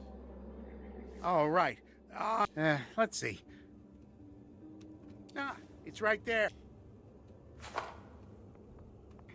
Okay.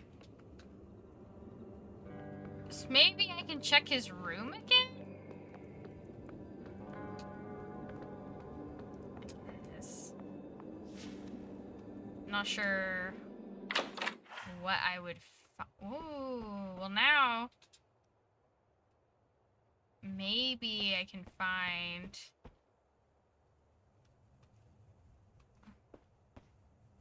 the touch. It feels full of clothes.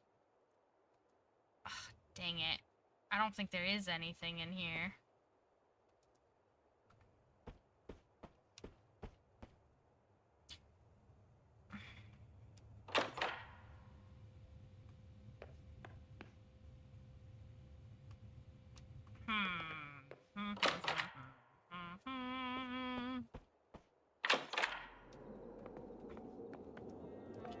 We can't talk to Riley because she doesn't know. Or she won't talk to us about anything else.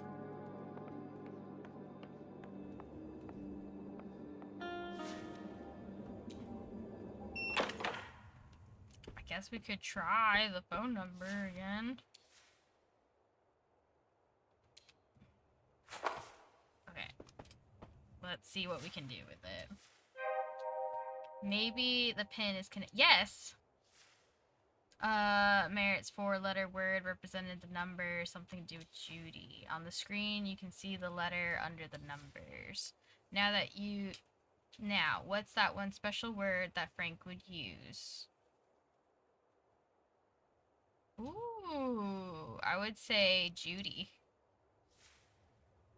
Finally, the generic lock screen fades away, and you can almost hear the pixels screaming as they die. A woman in Corporal Destiny spacesuit greets you instead, her face shining. Aww. The cracked screen goes right across the entirety of her body, shattering that smile. Oh, that's so sad. No wonder Frank lost his mind. She's beautiful. Was beautiful only the very best and brightest get taken, eh? Check the email app. The app loads but clearly announces that you will be presented with limited content. No internet access. Oh.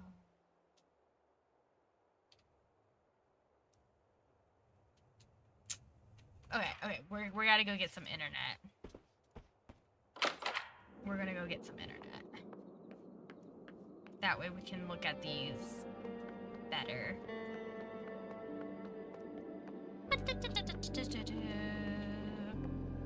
Hop in my car, drive to the bar where there's internet access.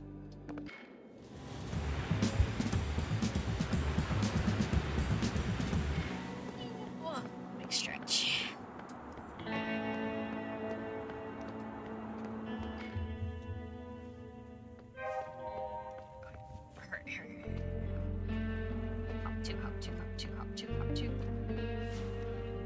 Continue. Is that sign trying to show off? What?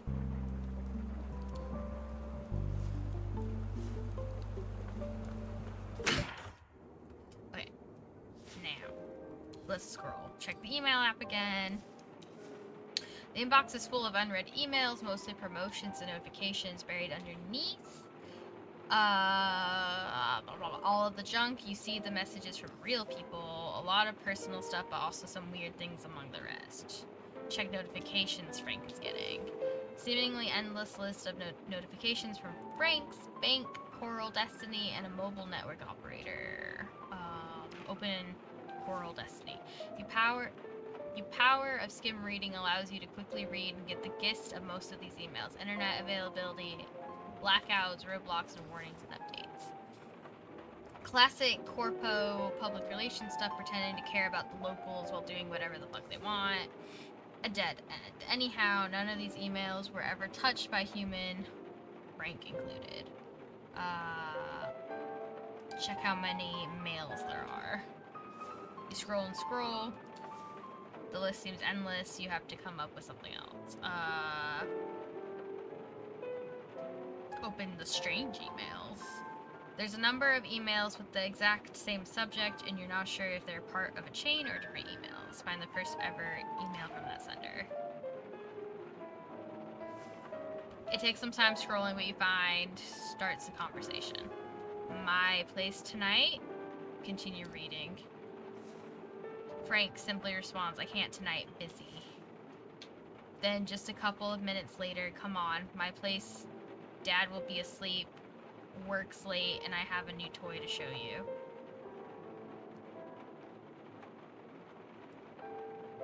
Can't make any sense of this without more context. Okay, we're gonna keep reading.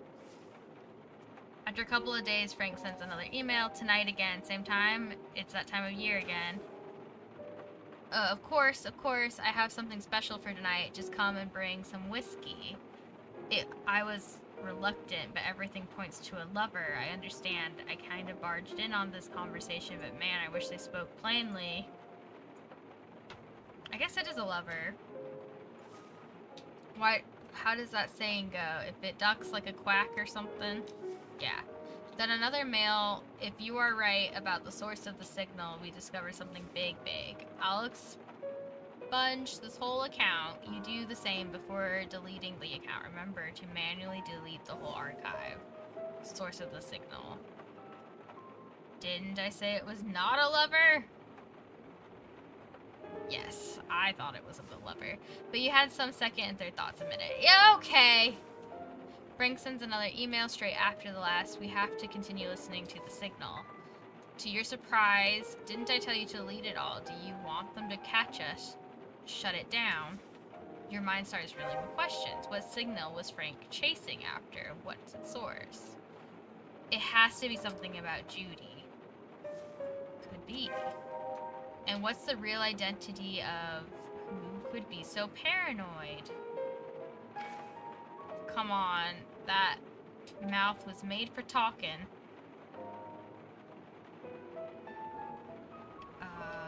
Browse through text messages. You're assaulted by a seamless, endless list. Most of the texts have never been opened, signified by the little number and bubble icon. This is like looking for a needle in a haystack without even knowing for sure there's a needle in there. Maybe check the top first. Ooh.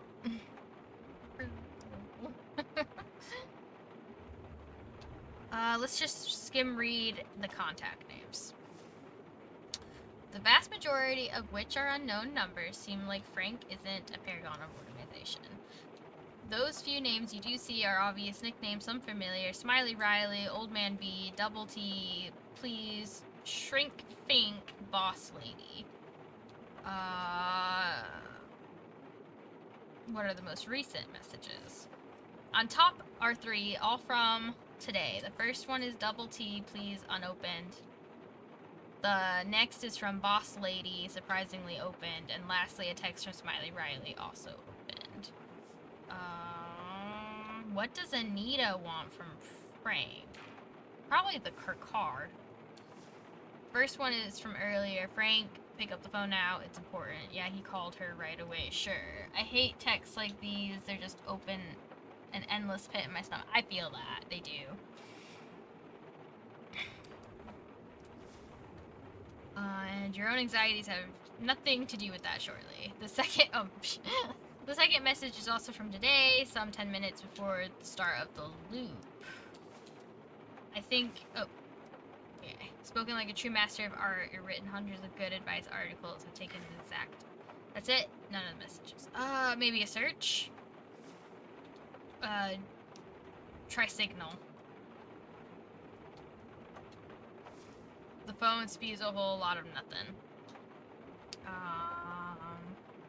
Let's do another search. Judy. The last chain of text reads, hey, before I go radio silent, watch me fly off from the hill tonight for good...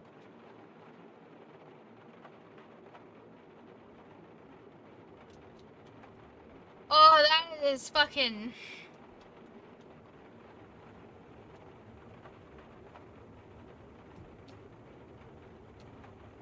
That is sad. Judy dies after that. Because Frank responds, what makes you think I'm not already there to see you become a firefly? Oh my god, no. And Judy concludes, and if you really miss me, I left you a present. With it, you'll be able to see us for at least 2 days. There's no reply to that, but something seems off to you.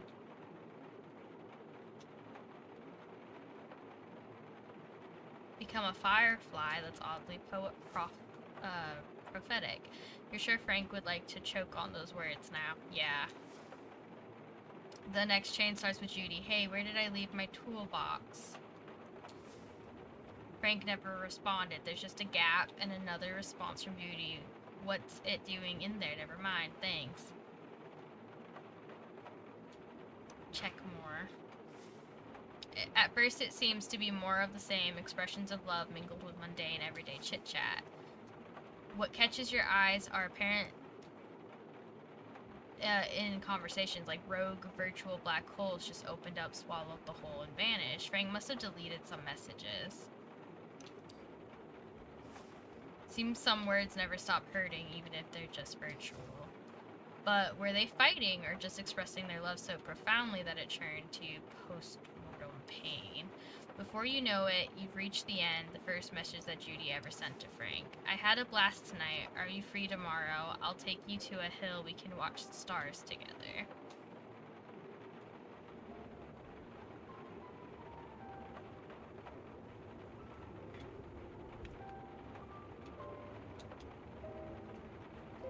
Well, yeah, at least she did die where she loved to be, surrounded by stars, so that's kind of sad, actually.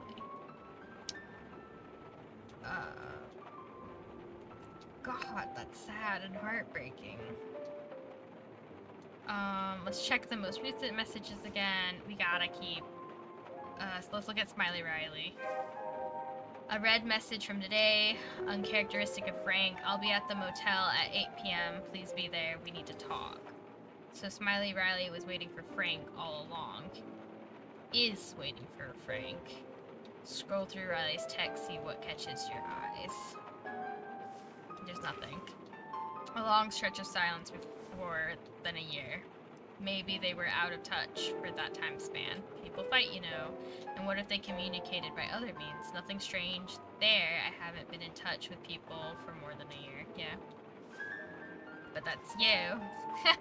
You living incognito in your rat's nest is Megalopolis scurrying to survey every single day. You that cuts all social infidelities.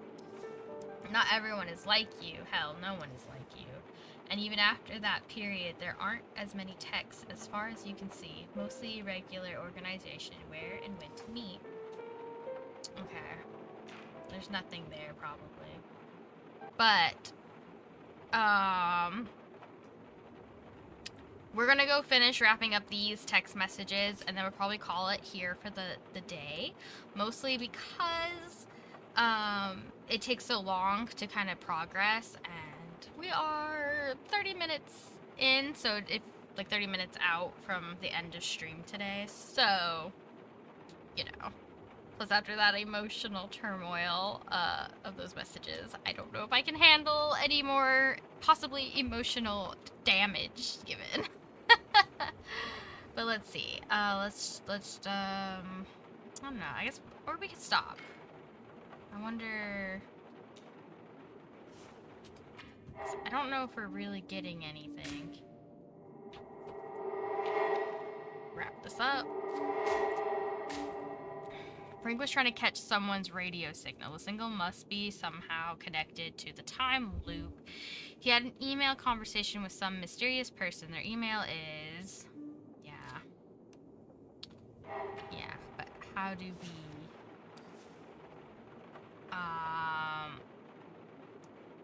The edges of the phone are worn. You have to wonder what kind of man would torture himself like this, forcing himself to see love of his life every time, one who knew eternal love. Always a hopeless romantic. Let's call someone. Great idea. If only you knew anyone here. Alas, it's not like you're swapped phone numbers with anyone. Yeah. Why would I dial my own number? Brilliant. Who wouldn't want to have temporarily suspended? What a perfect description of your situation. Check internet connection. You can see the phone is connected to, yeah, seems like the internet works. I guess we can keep browsing through the text messages, yeah. Check the oldest message. You had to scroll down so much that you don't have an opposable thumb anymore, at least not for a while. And all of this automated message from a mobile network operator with instructions how to activate the phone. Let's do another search. Let's do Riley.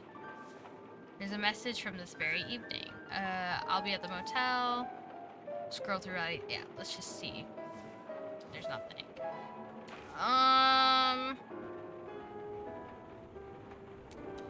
They could have communicated by other means, like crow messages.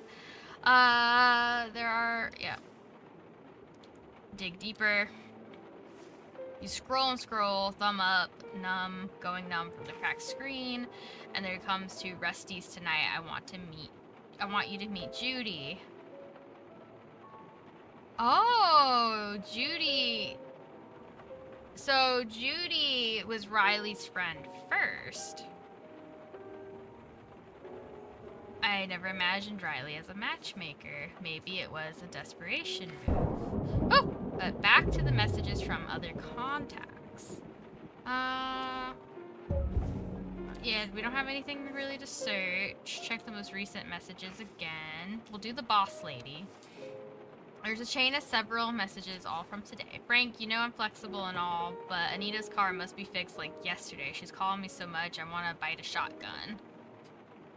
Read further. Earlier today, call Anita now, it's urgent. There must be something interesting in here. Or not, as far as you can skim read, it's all about work, but you do see Frank has very flexible working hours. We'll just keep exploring. Thumb glides across the cracked screen, you scroll down, and finally there's something. A text from some weeks ago. Listen, Frank, I've got 3 cars that are rusting here for 3 fucking weeks. If you don't want to work, just say so and let us part ways. And best, juiciest thing, Frank didn't even respond. As far as I've seen, Frank doesn't respond to a single text. If I had Frank's work ethic, I would have ended on the streets ages ago. Seems that Frank reached the limits of Boss Lady's flexibility. Since he's still working for Boss Lady, maybe he did it in person. An unexpected blast of empathy toward your fellow human being. What's got you, Mr. Harrow? That's it, as far as Boss Lady texts are concerned. I don't think there are any. I think that's it. I do believe that might be it. Maybe she knows anything?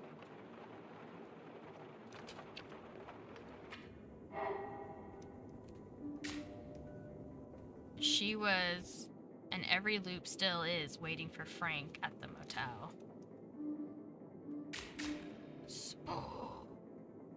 Ooh, we could.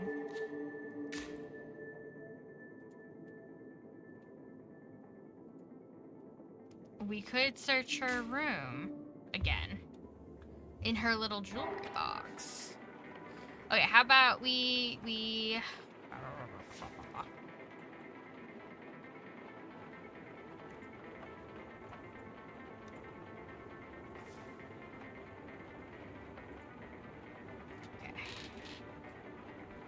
I'm gonna break my own record.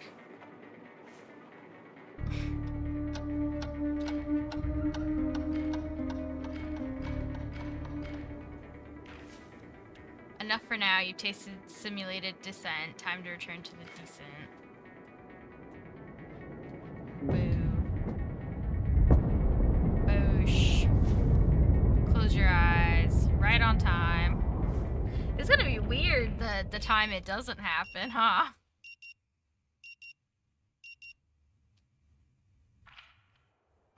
Still with me, Mr. Harrow? Yeah, I'm here. Goodbye. Mr. Harrow, please. Okay, I'm gonna try talking to you again, just to see if you have any information for me. Give me my coffee, you jerk! Talk to her. Fix the vending machine. Maybe I can help. Sure. Wow. Okay.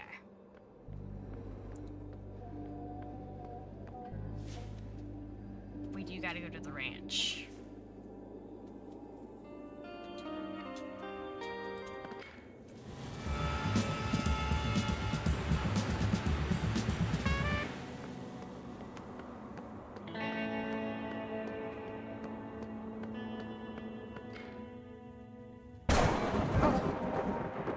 Jesus Christ. I hate this lightning. It's so bad when you come to the ranch. I don't know how to break in any faster here, but we're just gonna have to. Oh, we hurt our foot.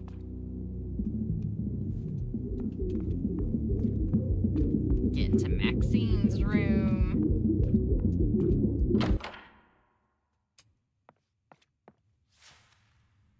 Examine the booklet. In your hand is The Nature Unfolds. It's a booklet at all, but a collection of folded papers. It's a warranty from the company that installed the house's front door. front lock doors, locks, and fortifications. Read it carefully. Legal jargon sprawls across the pages. Terms and conditions. The kind of text that only matters long after it's too late. The date on the footer. Yeah. The door was installed and warranty began June 15. The footer points you to the website.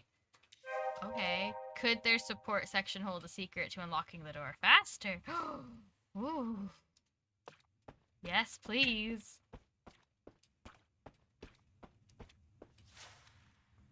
Yes, open it. Inside, a few ornaments, some coloring pens, a hair clip, and several pins, trinkets, little things that feel more like memories than objects. Without the one who kept them, you can't be sure what any of it means. You can only guess.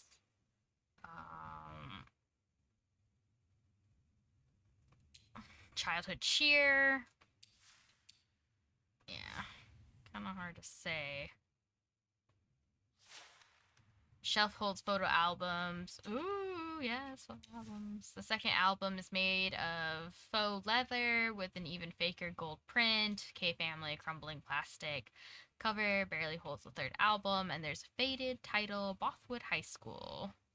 Generation 2000. Check the high school album. Filled with prom photos, pimple-infested teenage faces that mean nothing or less to you. Look for Alex K. Search for Maxine. Yeah. Maxine took her prom picture in jeans and with a cowboy hat. How's that for a statement? Is Frank here? You hadn't seen Anita's old camera recordings earlier. You surely wouldn't recognize the man. Frank looks like... Frank's looked like life wasn't kind to him, but almost normal. Looks for Alex K. Alex sports punky spiky hair, purple suit jacket, and a once black t-shirt with Leo Thatcher for mayor. All in all, 32 pictures of teenagers that made an effort to look their best or their worst. And at the end of it, you find an instant print picture from the celebration. It says Frank, Alex, Maxine, 2004. Frank and Alex are draining whiskey bottles from intertwined hands while Maxine is cheering them on.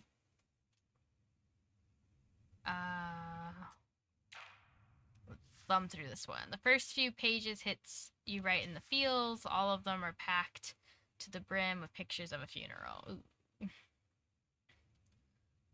Well, you always have to have a strong opener. And is there anything stronger than death? One photograph stands out. Walter in a black suit and a black cowboy hat, black clad, Alex and Maxine by his side. Holding a fistful of soil. Don't people insist on burials? I don't want to be worm food. It must have been tough. Maxine, yeah, we'll focus on the emotional side. Old enough to remember her. Far too young to have any coping mechanisms, though, is an understatement. The following pages are all filled with instant print landscapes of Rue Valley with a horse or two in some of the shots. Someone went on exploration expeditions. But all the pictures look wrong. The frames are askew, and there's too much light, like a young child was handling the camera.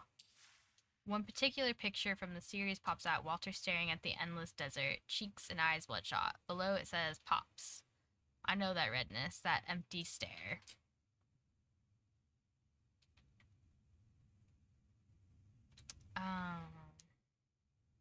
Well, they say a year later, and he's still devastated by his wife's death. Some pains never go away. You of all people should know that. The next pages are filled with similar photographs. Walter on a porch, an empty bottle. Along many, another photograph from the graveyard stands out. The title is Mom's Anniversary, February 2nd, 1993. Everyone clad black. Maxine is sitting on Walter's knee wearing a cowboy hat. Alex is further away, his arms folded and full of rocks. At least they still have each other. It's incredible. You found a picture so depressing that it drove you to optimism. You continue flipping through pages and start noticing a pattern established with the last picture. Maxine is always around Walter, always dressed like him. And Alex, he's always around, but always occupied with something else. One of the photographs from the period pops out. Maxine is determined, holding a golden trophy shaped like a lasso. Walter is gleaming with pride, and Alex is further away, his face filled with dismay. The title below reads, My First Golden Lasso. Look at Maxine, 11 years old, and already bagging trophies. The first suggests there are more. It's weird. Walter looks far happier than Maxine. Just tells you who actually wanted that trophy more. At the very end of the album, you find an ancient photograph. It's so old that it has almost utterly faded away. A horse in full gallop, riding, standing in stirrups, spinning a lasso around him. Take the Cowhide album. You touch the preserved hide, makes your skin crawl. You feel like this album is more than 100 years old, like it will crumble in your hands. Awkward. Good cow. Caresses the cover. With each gentle touch, the fur prickles up, coming to life in your hands, inviting you to pry open the album, uncovering its secrets. Open the album. The pages are yellow and thin, and each is filled with duct tape, instant print photographs that were so popular some 40 years ago.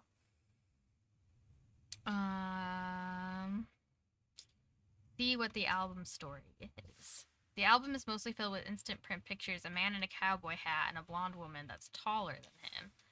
Below every photo are names of Walter Kay and Helen Dewey, and dates and the time span 1980 to 1981.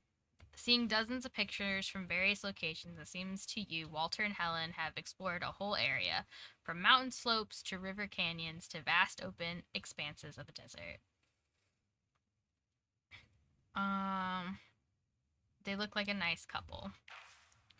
There's a peculiar hunger that's evident in both their faces, even through faded photographs. The following pages are filled with professional photographs of the modest wedding of Walter and Helen. He's still sporting a cowboy hat, but the suit is new. She's lovely in her lace wedding dress and high heels. The date is February 2nd, 1982. The ranch house looms in the background of many celebratory pictures. It's practically unrecognizable from the ruin you saw today. Maybe that was my mistake. Should have hiked more with her.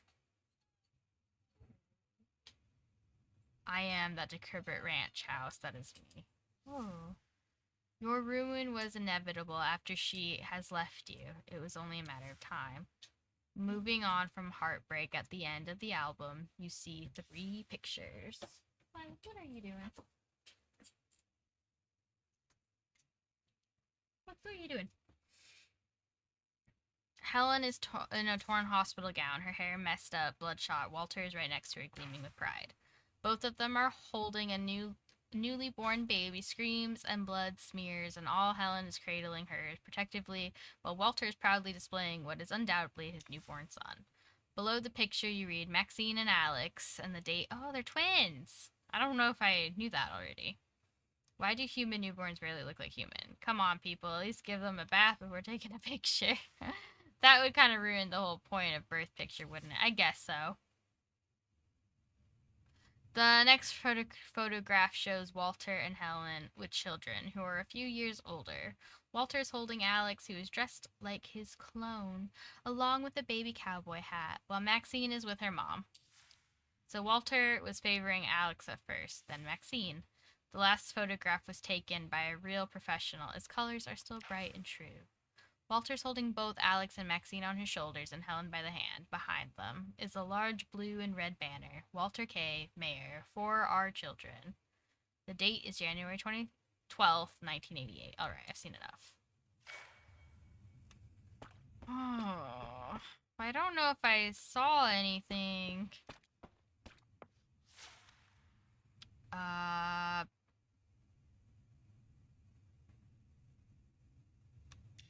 Let's look at the lasso one. You have to admire the craftsmanship once underneath the gold paint.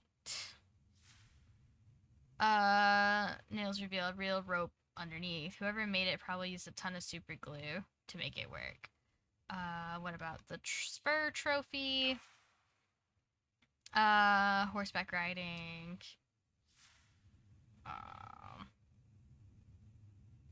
Galloping horseman. Was the Maxine like super young back then? What possible use is horseback shooting in the day and age? Surely it can't be gold.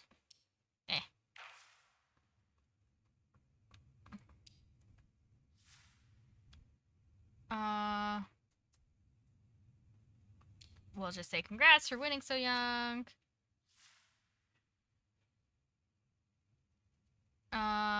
Hope she's happier now. Check the music.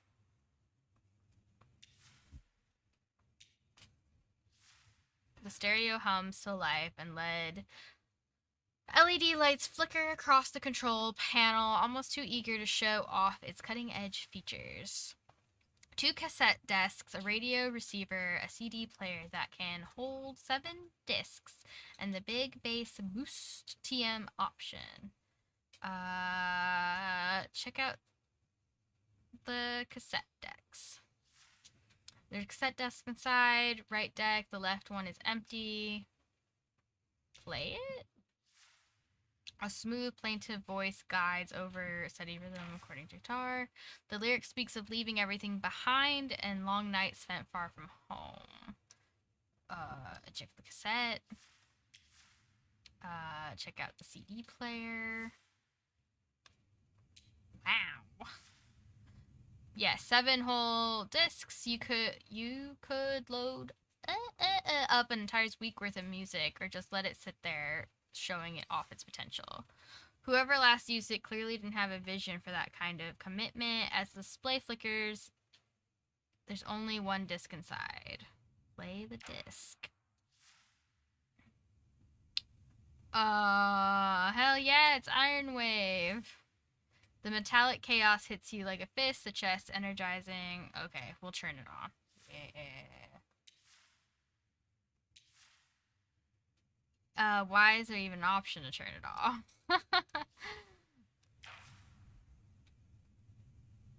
Written across the surface, this uneven marker is the note, not Jace Debater Blues music from Jace.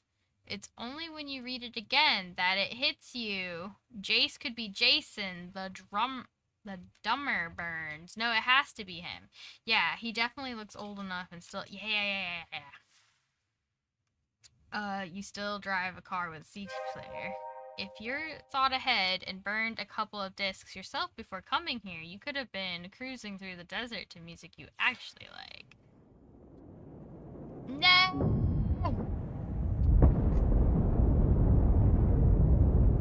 Okay.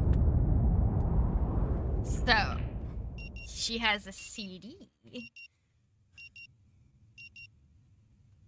We need to listen to that CD. Still with me, Mr. Harrow? But I think that's where we'll pick up Mr. Harrow, next please. time. Spit it out already! So now we have a clear path for next time. If only we remember. We can break it. We could try to do the research to break into the house faster. And then we gotta get that CD and listen to that CD that she has there. Okay, so we have some clear objectives for when we play this game again. Thanks for hanging out. Until next time, ta-ta for now.